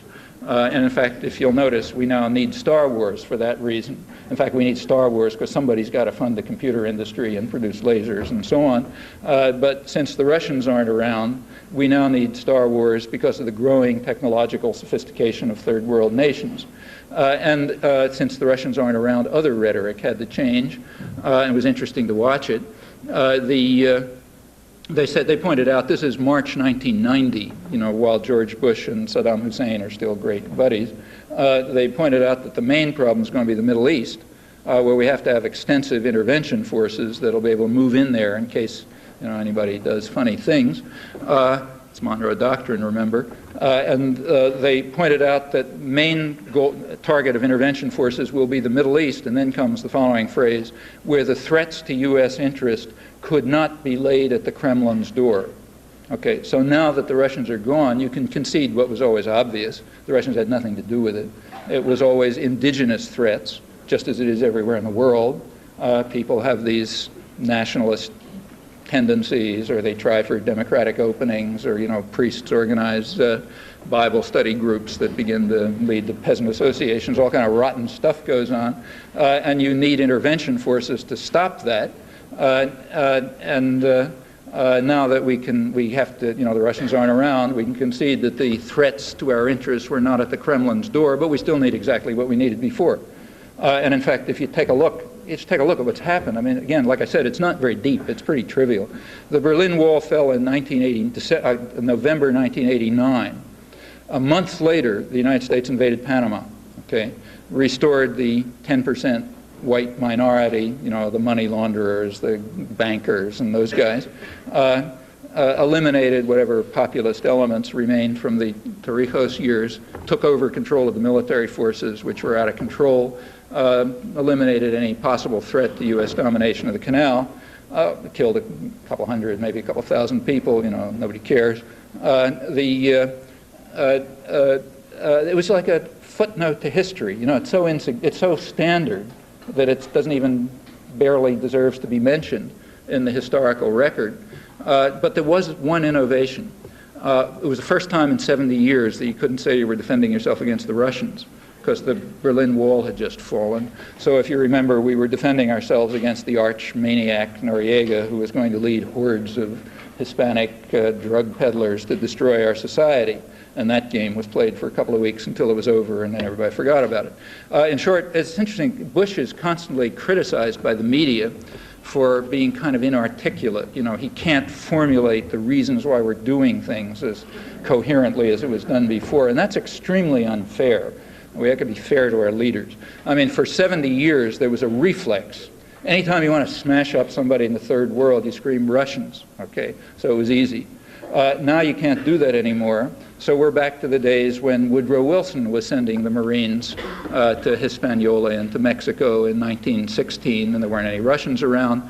So we were defending ourselves against the Huns or the British or whoever, all the way back to the merciless Indian savages of the Declaration of Independence. We're always defending ourselves from somebody, But the fact of the matter is we're always just securing our own interests, and extending them. And that's what you need a Pentagon system for, as well as the domestic reasons. Try to figure out some other way to keep my institution functioning, MIT, or more significantly, IBM, Yeah, two quick questions. One is you spoke of the fact that this recent peace conference, or whatever foreign policy exploits that the U.S. gets involved in, is a diversion or a smokescreen for the, let's say, economic woes that are facing this country. In part, but there also are real reasons, like ramming through the traditional rejectionist program, which is not insignificant. But in light of that, how will the U.S. be able to justify the continued aid to Israel and the fact that the issue of $10 billion loan guarantees are coming up for discussion come January 1992? And second of all, irrespective of who is responsible for the tragic downing of the Pan Am 103 flight, Libya was the scapegoat for that, or is deemed as the perpetrator of that act. Who is the scapegoat for the fact that Israel most recently reaffirmed economic, social, and scientific ties with South Africa, and was not reprimanded for that? It was glossed over by the media and never to be heard again. There doesn't have to be a scapegoat for that, because the U.S. is in favor of it and the media are in favor of it, so you don't need a scapegoat. As to the $10 billion loan guarantee, I never really did get to the third of the 3 points I was going to talk about. That reminds me. The third was the conflict between the U.S. and Israel, which is mostly about the modalities of rejectionism. It's a trivial one. On the loan guarantee, The way in which it will be done, I mean, you don't have to ask me. Read the newspapers. They're telling you how it's going to be done. The government and the press are telling you the justification for the $10 million loan guarantee. The justification is humanitarian. It's a great humanitarian enterprise, and obviously we're big humanitarians, so we'll therefore give Israel the loan guarantees. Of course, we'll condition it on we'll require that they not use it for settling Russian immigrants in the West Bank, which means we're telling them use another dollar, not the one we're giving you for settling Russian immigrants in the West Bank, and everybody will be happy with that. There's no debate in the United States as to whether it is a humanitarian effort. Again, if you go to the Israeli press, they point out openly, there's nothing humanitarian about this. What's in fact happening, if it is true that Soviet Jews face a legitimate fear of persecution, let's say that's true, then they qualify for entry into the United States under U.S. immigration laws. Of course, the U.S. won't let them in because Israel doesn't want us to, and we don't want them to either. We want them to be forced to go to Israel. This is quite open inside Israel. So, for example, the Minister of Immigration, Michael Kleiner, has an article in just a couple of weeks ago in the Hebrew press in Israel in which he says he's going to Germany because they got a big problem in Germany now. The Germans are letting Russian Jews in, and he's got to go there and stop them from this, anti-Semitic action. And he describes how he's going to do it. He's going to tell them, here's roughly almost literal translation, he says he's going to tell the Germans that they've already fulfilled their quota with regard to discrimination concerning Jews in this century, and they should start treating Jews just like other people at last. Now, they don't let anybody else in, so therefore they shouldn't allow the Russian Jews in. So in short, because of the Holocaust, the Germans should stop discriminating with regard to Jews and not let Soviet Jews in, so they'll be forced to go to Israel. Well, there's nothing humanitarian about that. I mean, maybe you decide to do it or you decide not to do it, but its humanitarian issue is zero. There's no humanitarian reason for forcing Russian Jews to go to Israel. And if you're thinking about problems of refugees, there are plenty of them. So, for example, right across the river, there's hundreds of thousands of Palestinian refugees who are being driven out of Kuwait with the authorization of President Bush, who makes various apologetics for it, which are featured in the Kuwaiti press. They're not leaving because they're under fear of persecution. They're being tortured and driven out and so on. They're going into a very impoverished country, not getting any aid. So right next door there's a much bigger humanitarian problem, and one can think of a number of others without too much imagination.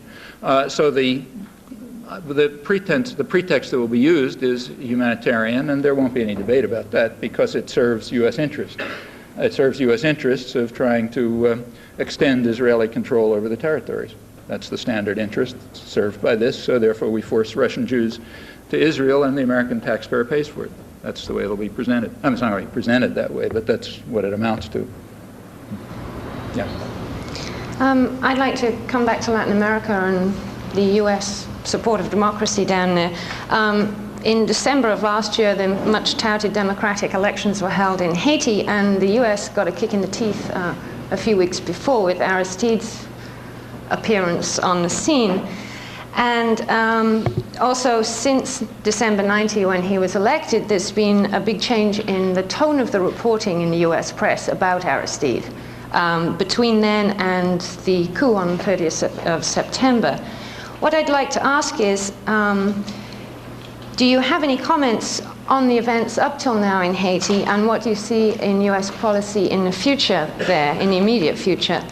And how important do you consider the U.S. public stance on democracy that has been such a big deal generally and specifically in Haiti recently versus U.S. interests down there? Well, there's no question that the U.S. was not happy with Aristide and would have much rather seen a standard representative of business interests. However, the U.S. accepted the Aristide government, and in fact was even more or less favorable to it. Now, I think the reasons are basically two. First of all, Haiti is considered so hopeless, that it's assumed that we can get some guy in there who supports the poor and is interested in liberation. He's not going to be able to do anything anyway. The constraints are so narrow, the economic situation is so horrifying that the limits on any choices he can make probably won't make any difference, so therefore we can tolerate him. Furthermore, the U.S. has just made a big rhetorical story about supporting democracy in the New World Order and all that kind of stuff, and it's a little, propaganda is a possible, there's a lot you can do, but some things are tough. It would be tough to oppose what's obviously a popularly elected government too blatantly. Now, after the coup, the U.S. kind of was standoffish about it. You remember right after the military coup that threw out Aristide, there came a lot of reporting and talk about his terrible human rights record, and he's not a real Democrat and all that kind of stuff. Actually, his human rights record is stellar as compared with anything before or after, or anything the U.S. supports. And the U.S. kind of reluctantly went along with the OAS boycott. And I suppose the reasons are pretty much the same. There's no real gain. I mean, I'm sure that the U.S. would much prefer to have a standard representative of the industrialists and the guys who are getting the good press in the press, the ones who are called the Democrats, meaning the industrialists and so on. But it's not so simple to see how to do that. And since Haiti is not really considered very important because the options there are so restricted, I suspect the U.S. will continue to sort of stand back, try to manipulate things so that the business classes and maybe the military restore control, maybe with Aristide as some kind of figurehead, and then we'll laud ourselves again on our great contributions to democracy. That's what I suspect would probably come out. Frankly, I think for the U.S. it's kind of a minor issue. There's big humanitarian issues. For example, these thousands of people fleeing, the boat people. A couple hundred of them died the other day. Who knows how many hundreds or thousands are dying? But remember, this has been going on for 20 years. And I'm sure you know. There have been people fleeing from Haiti and the Dominican Republic for decades. And they drown at sea, or if the Coast Guard picks them up, they send them back. And that's a really human rights horror, which has been going on for a long time. It's hitting the newspapers now, but it's not really new. It's increased because of the coup, but it's been going on for a long time. So you and don't back in the late 1970s, it was already quite substantial. Yeah. Thousands and thousands of people, both from Haiti and the Dominican Republic. So you think from the point of view of the U.S. rhetoric on democracy that it will just eventually sort of fade into the background, they'll try to make everybody forget about it? I mean, I realize Haiti isn't that important, but... Yeah, I mean, you've got to maintain the rhetorical stance. We've got to maintain the rhetorical stance of being in favor of democracy. We got a problem. Remember, there's a problem with the rascal multitude in the United States, too. They have to be subjected to illusions about the U.S. commitment to freedom and human rights and democracy and so on. The commissar culture has its own tasks, and you don't want to make those tasks too hard. Like blatant support for a brutal military dictatorship. That's why, for example, when the U.S. supported Saddam Hussein in putting down the Kurds and the Shiites, there was a little bit of a propaganda problem, as you remember. We had to bring in all this business about stability and so on, and then quickly turn to another diplomatic triumph. I mean, these are constant problems in controlling populations. And since Haiti's kind of marginal, they probably figure they can tolerate the appearance of democracy there. I was wondering if, since you're talking about the New World Order, if you can make some comments about the United States' attempts to isolate and demonize North Korea, considering what's going on now in the papers, because aside from the Middle East peace talks, what has been in the papers recently is the whole North Korea nuclear campaign, as well as officials coming out with statements saying that aggressive force must be used to contain North Korea. Also, that if Desert Storm was any indication, there would be greater force used in Korea. And so, if you can make some comment about that situation, taking into consideration the U.S. foreign policy. You recall when, after the Gulf War, Colin Powell made some statement about saying there's still a couple of things that haven't been resolved, like Cuba and North Korea, and Libya and a few others, which have to be integrated into the U.S. system is supposed to be a world system. That's always been the position. Certain pieces of it are still not integrated into it. North Korea is one of them. It was kind of an interesting column the other day in the Wall Street Journal, which maybe you noticed, from South Korea, reporting that the South Koreans want U.S. forces to remain even after possible unification with North Korea because they're afraid of Japan. Interesting sidelight on this. They have some history on that issue, But yeah, I don't really expect the United States to do anything serious to go after North Korea. It's too dangerous, too far away. It's not the kind of thing you can do. A more likely target of U.S. attack, in fact, the most likely one, is Cuba. Libya, you can always just bomb at will. That's not a big problem. You bomb them whenever you want a punching bag around. Cuba will take a little more work, and it's the next most likely target. And you can see the mechanisms. Cuba has been under U.S. terrorist attack for 30 years. The Kennedy administration launched by far the world's largest terrorist operation, international terrorist operation against Cuba right after the Bay of Pigs. And that went on for a long time, may still be going on. We usually learn about these things a couple of years later. They're under illegal embargo and economic strangulation. The United States has intimidated Latin America enough so they're not going to break the embargo. And the European countries and Japan don't care that much. They're not going to get in the way of the United States. So they were able to survive for a while by assistance from the East Bloc.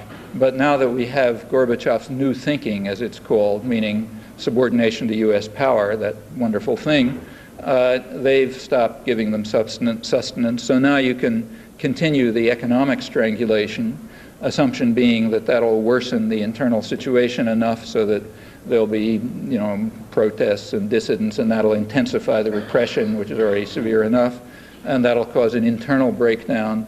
And sooner or later, it'll get to the point where things have gotten so bad that you can send the Marines in with being pretty secure that nobody's going to shoot back, and you can call them liberation. That's probably the scenario. And if the economy really is in trouble, that might be accelerated so as to happen before the next election. It's not inconceivable. But that's what I'd guess the next likely one is. North Korea, I think, is going to be just something to talk about for a while. So you think it's just a media campaign, that there isn't any threat, despite all these... I mean, they want to integrate North Korea into the U.S.-dominated system, but I don't think it's a big policy initiative for the U.S. For one thing, if North Korea did get absorbed into the Western-dominated economic system, Japan would be the main beneficiary, not the United States, because that's in the Japan sphere of influence. And the U.S. has no particular interest in strengthening Japan. Actually, you can see this going on in Eastern Europe right now. Throughout the decade, the United States has been kind of trying to retard the opening up of the Soviet Union. In fact, right now, that's continuing. The U.S. is still, to this day, is trying to strengthen the central forces in the Soviet Union against the separatist tendencies of the republics. I mean, just last August, Bush called on the Ukrainians not to move towards independence, And in fact, throughout the decade, the U.S. has been opposed to trade with the Soviet Union, which would have led to more rapid liberalization and opening up and so on. The U.S. would prefer to see some kind of iron fist over there, rather than opening the region up and turning it back into conventional third world. And I think that's not hard to understand. Simply ask yourself, who's going to be the beneficiary of returning Eastern Europe to its traditional quasi-colonial status, which is what's happening? Well, the beneficiary is going to be mostly Germany and its surroundings, and Japan if they decide to get in on the act. Those are the first of all, they're nearby. That's where the traditional trade patterns are. They have excess capital to invest, which the U.S. doesn't have. So the U.S. is kind of likely to be left out in the cold in that one. As a result, there's no special interest in it. And I think probably the same is true with regard to North Korea. It's my guess, anyway. We only have time for 5 more questions, and please limit it to 1 question each. My question is about the relationship between Israeli government and the U.S. government. My first question is, there are a lot of talks after the Gulf War.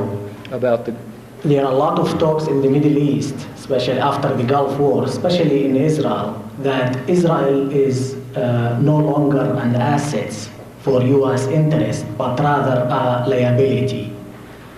And that's why they believe that the so-called powerful AIPAC and other Israeli interests in Washington, D.C. are no longer powerful. Kremlin door. This is propaganda, academic and journalistic propaganda. You always have to present the major U.S. interest it's very clear in the internal documentary record, where it makes it extremely explicit, what should be obvious even without a record, that the threat to U.S. interests, primary threat, is indigenous nationalism, what's called ultranationalism in the planning record, things like democracy openings, nationalist regimes which are responsive to pressures from the population, to take their own resources or improvement in living standards and so on. That interferes with the service role of the third world. And that's always been the fear. With regard to Israel, I mentioned just 1948. We could go through the record, it's pretty clear. 1948, the Joint Chiefs already recognized Israel as part of the regional control system. Didn't have much to do with the Russians. It had to do with indigenous nationalism. Of course, the Russians, they thought might stir it up or support it and so on, so they play a kind of an ancillary role. But if the Russians didn't exist, it would be the same. By 1958, the National Security Council already recognized that, as they put it, a logical corollary to opposition to Arab nationalism is support for Israel as the most reliable pro-Western force in the region, along with Turkey. In the 1960s, Israel was regarded by U.S. intelligence as a barrier to Nasserite pressure, Egyptian pressure against Saudi Arabia. Now, the Russians could be on Mars for all this mattered. There were nationalist pressures in the Arab world. They were threatening the Arab facade, which runs the energy system for the benefits of the United States, and that had to be stopped, and Israel was a barrier to it. In the 1970s, this was kind of open, so the people who really talked the truth, weren't just talking for propaganda purposes, like Senator Henry Jackson, the Senate's main expert on the Middle East and oil. He pointed out back in the early 70s that U.S. policy toward the region was based on a triangular relationship between Israel, Iran, and then under the Shah, and Saudi Arabia. It was all sort of tacit alliances, they didn't have public alliances. But the idea was that Israel and Iran would, as he put it, repress radical nationalist forces in the Middle East that might threaten what the British called the Arab facade, the tyrannies that run the oil states, the family dictatorships. And that probably remains the case. I mean, somebody's got to serve these interests, be a base for U.S. power in the region. Furthermore, my strong suspicion is that the Saudi Arabian elite and the Emirates like this. See, I think they support Israel. I think they support Israeli power. Now, it's very hard to prove that, because these are real tyrannies. You don't have one piece of paper from them. That to find out what their policies are like trying to find out what a corporation is up to. They're basically, like corporations, completely fascist. They don't leave any paper trail. They do whatever they feel like internally. And so we don't have any documentary record. But from whatever secondary record there is, it looks to me as though there's probably been a kind of an alliance between, say, particularly the Saudi Arabian elite, the guys who run the thing, and Israel. And they like Israeli power as a barrier against nationalist pressure, just as it was a barrier against Nasserite pressure. So, for example, personally, I wasn't in the least bit surprised to notice that, to discover that Saudi Arabia was funding Israel's operation of providing U.S. arms to Iran to restore the traditional, that part of the traditional alliance. That makes perfect sense. Nor was it surprising to find Saudi Arabia and Israel cooperating in the U.S.-run international terrorist network directed against Central America and so on. In fact, all of this is completely natural. The Arab facade is there basically to serve U.S. interests. I mean, they got their own interests, but they got to do what the U.S. tells them. They got to be protected. They don't mind Iran and Turkey and those guys as long as they protect them. There are nationalist forces in the region. It's not a law of nature that says that the wealth of the Arab world should be funneled to the West, particularly to the United States and England, in order to enrich us and a couple of thousand rich people there. A lot of other people in the Arab world are getting virtually nothing from it. That's not a law of nature, and therefore the local managers have to be protected. The Russians were a problem insofar as they supported nationalist groups, but these nationalists are still around. Russians are not. So I don't see any real change showing up in the U.S. relation to Israel other than propagandistic. As far as AIPAC is concerned, it seems to me their power is what it always was, secondary.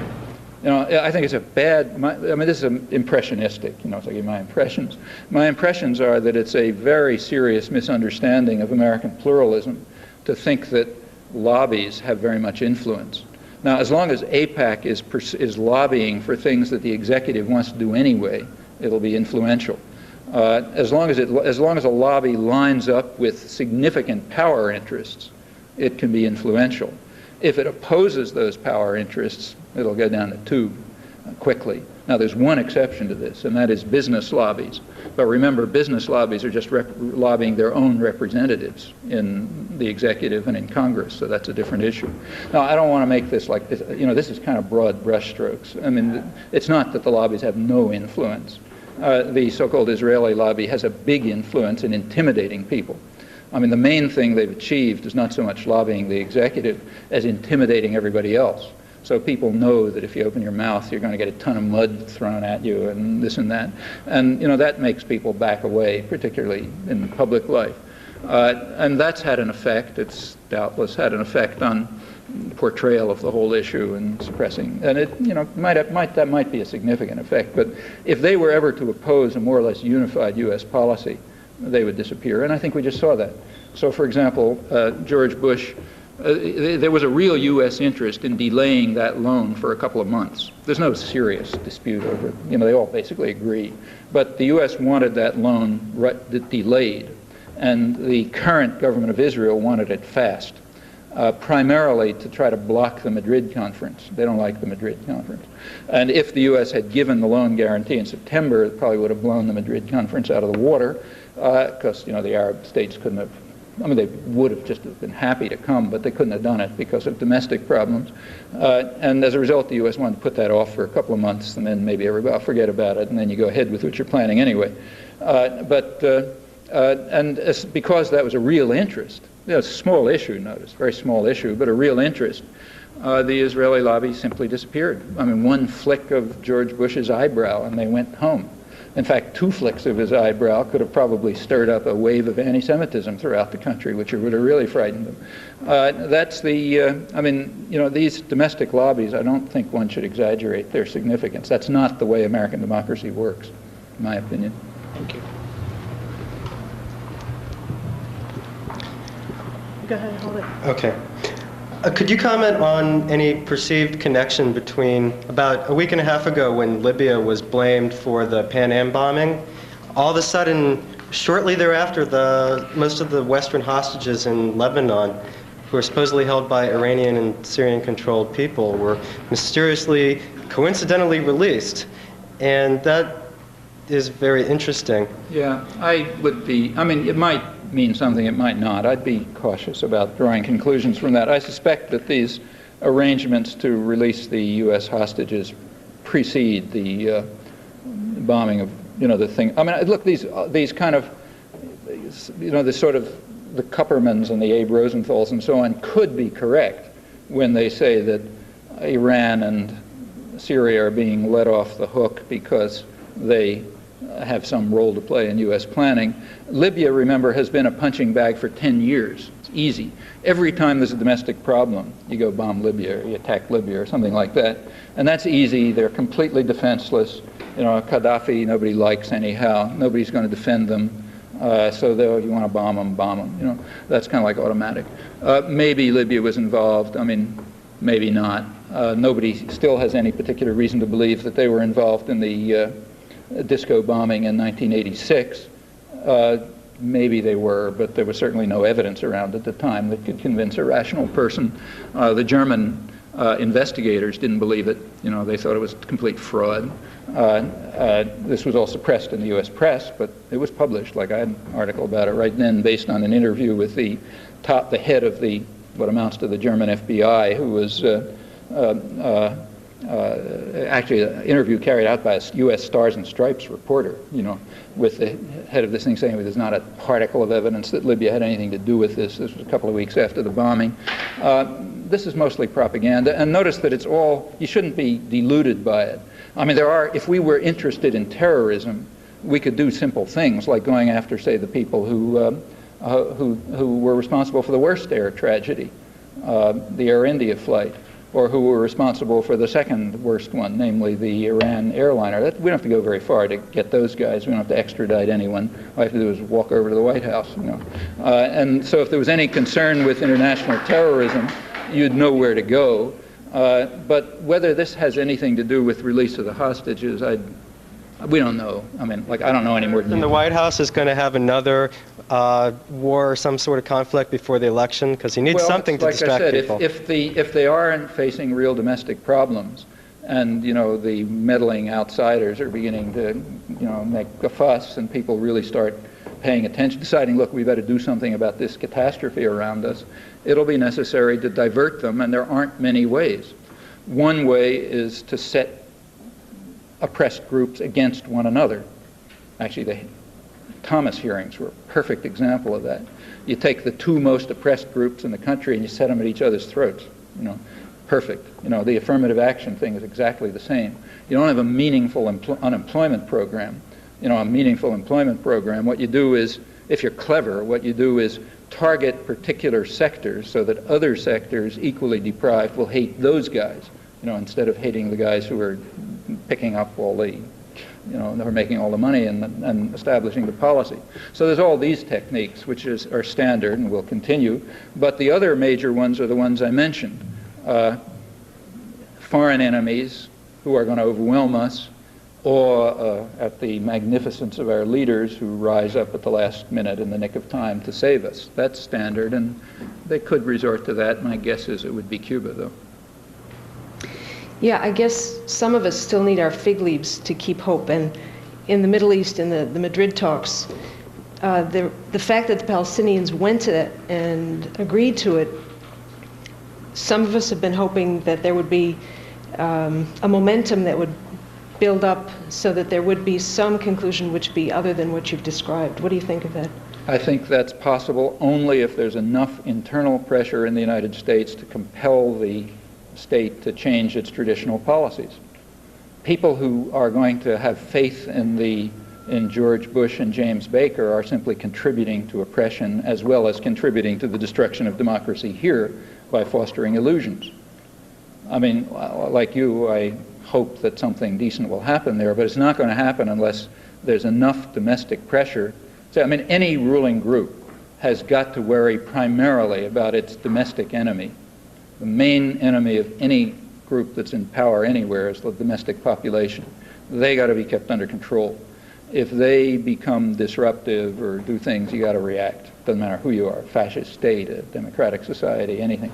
And if there's that kind of pressure, yeah, U.S. policy could shift. I mean, it's not a crucial interest of the United States that Palestinian rights be denied. It's a very marginal interest, kind of like Haitian democracy, very marginal interest. As a result, it could shift, but it'll require pressures here. Faith in, the goodwill of our leaders is just a way to make sure that things continue the way they are.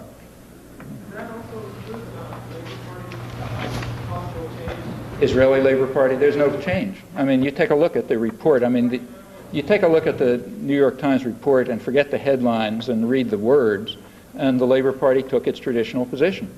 Traditional Labor Party position has been complete rejectionism. I mean, I don't have time to run through it, but I was planning to. In fact, I have notes on it if you're interested. But and there's a lot of documentation on this in the Hebrew literature, a lot of interesting things to say.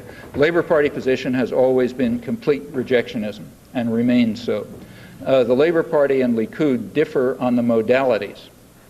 So the Labor Party has traditionally pursued what's been called the Allon plan. That's what's called territorial compromise here. Territorial compromise is a farce. Everybody in Israel knows that. Territorial compromise is the name for the plan which says Israel takes what it wants in the occupied territories, but takes no responsibility for the bulk of the population, who are administered by Jordan. Now that's minimally different from the Likud program. which says we extend sovereignty over the territories, but we grant the population autonomy, which means we don't take any responsibility for them. I mean, the differences between those proposals are minuscule. And in fact, many Israeli doves, authentic doves, not in the Labor Party, and Palestinian nationalists actually regard the Likud programs as more helpful to their interests. And yeah, but what does that mean? They tell you what that means? No, they didn't tell you what it means. Sure, they can say anything they like as long as they don't tell you what it means. And what it means is we'll take what we want in the territories, we will take the water, we will take the other resources, we'll take the nice suburbs around Jerusalem, which by now is a huge area extending well into the West Bank. And remember, and we'll take the Jordan Valley. In fact, we'll take everything that we want, but we won't take responsibility for the population because we don't want to pay for it. And we don't want to, and then comes what's called the demographic problem. It's another term of art, which means the problem of too many non-Jews in what is by law not the state of its citizens, but the state of the Jews. That's what it is. And you know, the idea traditionally has been if the second-class citizens by law are sort of like 20% or less, you can kind of finesse it. And the New York Times will still talk about the symbol of human decency and all this kind of stuff. But if it gets to be 50%, you know, it starts to look like a Rhodesia or something, then it gets to be a problem. So you have this demographic problem, and you also have simply the problem of providing, you know, extending the normal services that any state, whatever it is, provides to its own citizens. You got that problem, which is costly. And then there are two ideas on how not to do it. One is the Likud idea of autonomy, and the other is the Labor idea of territorial compromise. They come out about the same way. They're not all that different. Incidentally, as far as extending Jerusalem and Israeli settlement in Jerusalem, including Russian Jews, is concerned, remember there are two issues there. One problem is to keep a Jewish majority, but another non-trivial problem is to keep a Zionist majority. Remember that a lot of the Jews in Jerusalem are non-Zionists or anti-Zionists, the whole religious group. And to go back to the Israeli literature, there's a phrase, they breed like rabbits, which is used for two groups, Palestinians and Orthodox Jews. They all breed like rabbits. The big problem is that and in fact a lot of these Orthodox, not all, but a lot of these Orthodox Jews are not only non-Zionists, a lot of them have called for Jordan to take control so they can have religious freedom again. So you have to keep expanding the population, the Zionist Jewish population, to overcome these two problems of those guys who breed like rabbits. So there's basically no disagreement on this. I mean, you look back at the settlement programs going way back to, 1967. September 1967, the first Labor Party settlement program was internally announced by Shimon Peres, incidentally. Internal, it's since been publicized. And it called for expansion around Jerusalem, settlement around Nablus, settlement in the Jordan Valley, settlement in the Golan Heights. In fact, pretty much what's happened, Likud does it a little differently, but there aren't major differences. And incidentally, contrary to a lot of the reporting here, the Likud policies in the territories have also often been less harsh than the Labor Party policies. So when Menachem Begin came in 1977, the hawk, torture stopped, demolition of houses stopped, expulsion stopped. It got worse again for a period when Ariel Sharon came in. But for the most, and in fact, when Labor came back in 1984, it all started again. I mean, these are very complicated things. They're not the way they're portrayed. But the fundamental point is there isn't much difference. There isn't much difference between the Labor form of rejectionism and the Likud form. The U.S. has traditionally favored the Labor form. It's regarded as kind of more rational. So also the U.S. doesn't, there's something about the Likud policies that the U.S. doesn't like. Labor tends to be much more Western-oriented. So that's why they have people like Abba Eban, who talk with nice British accents and that kind of thing. Likud is kind of like more Eastern European, or they're kind of like evoke anti-Semitic caricatures and so on. But and Likud tends to do things in a very brazen fashion and defiant fashion. So typically, say when James Baker shows up in Jerusalem, they'll pick that day, to defiantly establish a new settlement somewhere to say, thumb their nose at them. And the U.S. doesn't like that. It's kind of embarrassing.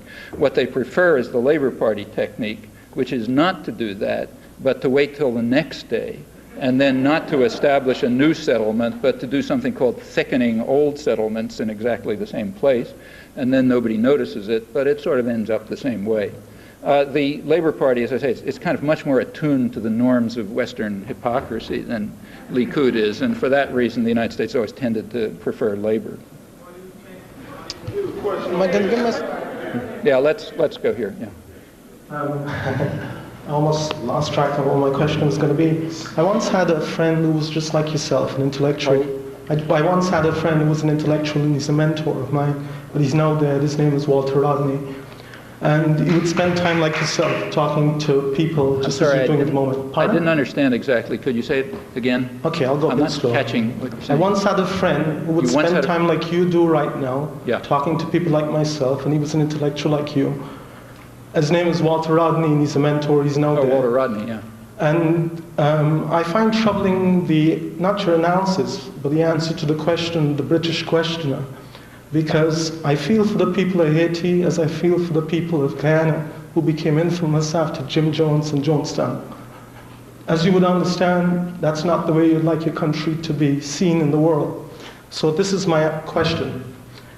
What would you prescribe? And mind you, I'd like you to give answers, and I'm willing to listen. What would you prescribe? Because I'm sure that what you've spoken today is not just for intellectual consumption, but you've probably got something in mind. Yeah, I did. What would you prescribe for the domestic audience, like myself, who's living here at the moment, and what you call the way the Americans look at them, the indigenous nationalists who live in these poor countries, who suffer like the people in Haiti? Yeah, well, maybe I wasn't clear, but what I prescribe is extending democracy in the United States. That is, creating popular forces in the United States which are able to become significant enough to take control over, or at least significantly influence, policy decisions, in a longer run to break down the autocratic, hierarchic institutions which have control. It's, after all, a corporate-run system. And in that way to allow the possibilities of, to allow people in the subject domains a degree of openness and freedom that they're not going to have as long as the American population remains, spectators and outsiders. That's what I recommend. I mean, not very profound. The third world nations. As far as the third world is concerned? Well, the third world has extremely narrow options open to it.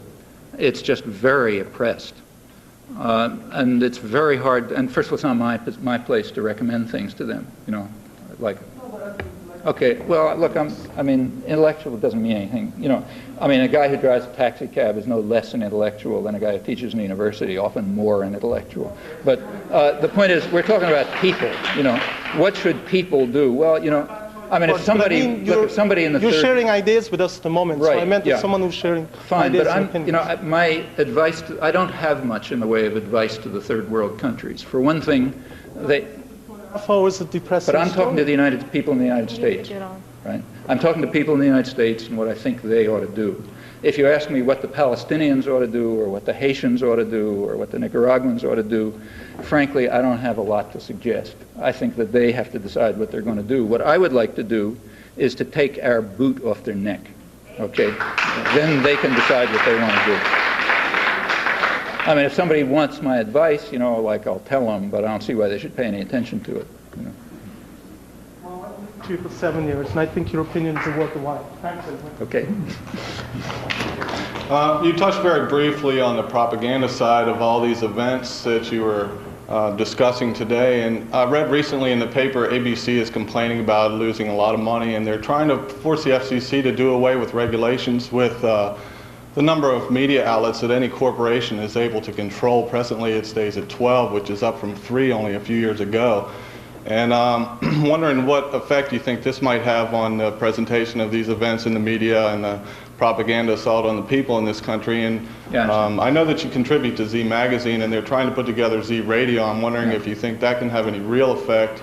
And if besides forums like this, how we can get the message out to more people in this country to do just what you said a moment ago, is to make people wake up and to remove the boot of oppression of the United States government on people around the world?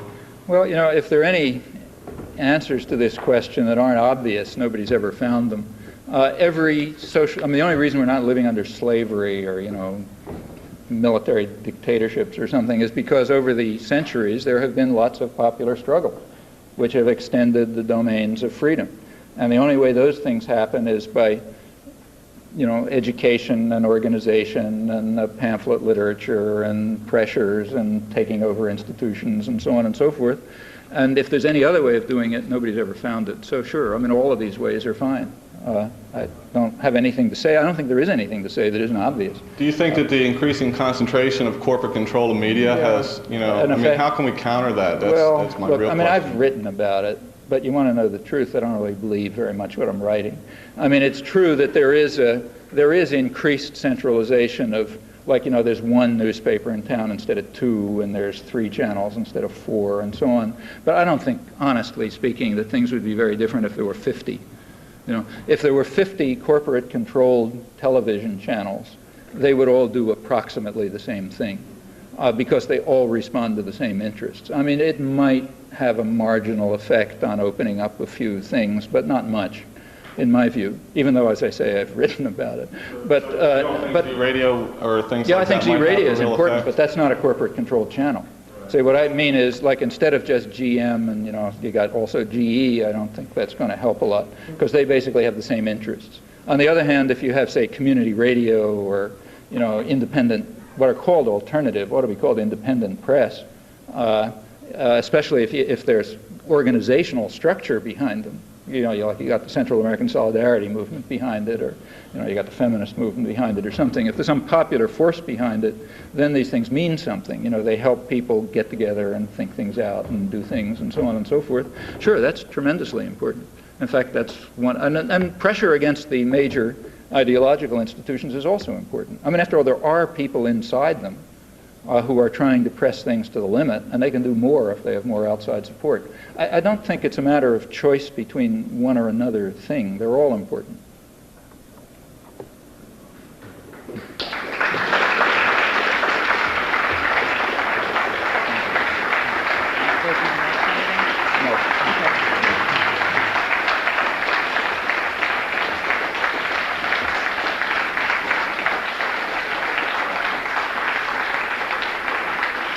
Thank you for coming, and thank you for staying. Please take a moment to examine the literature outside, and we hope that you'll become involved somehow.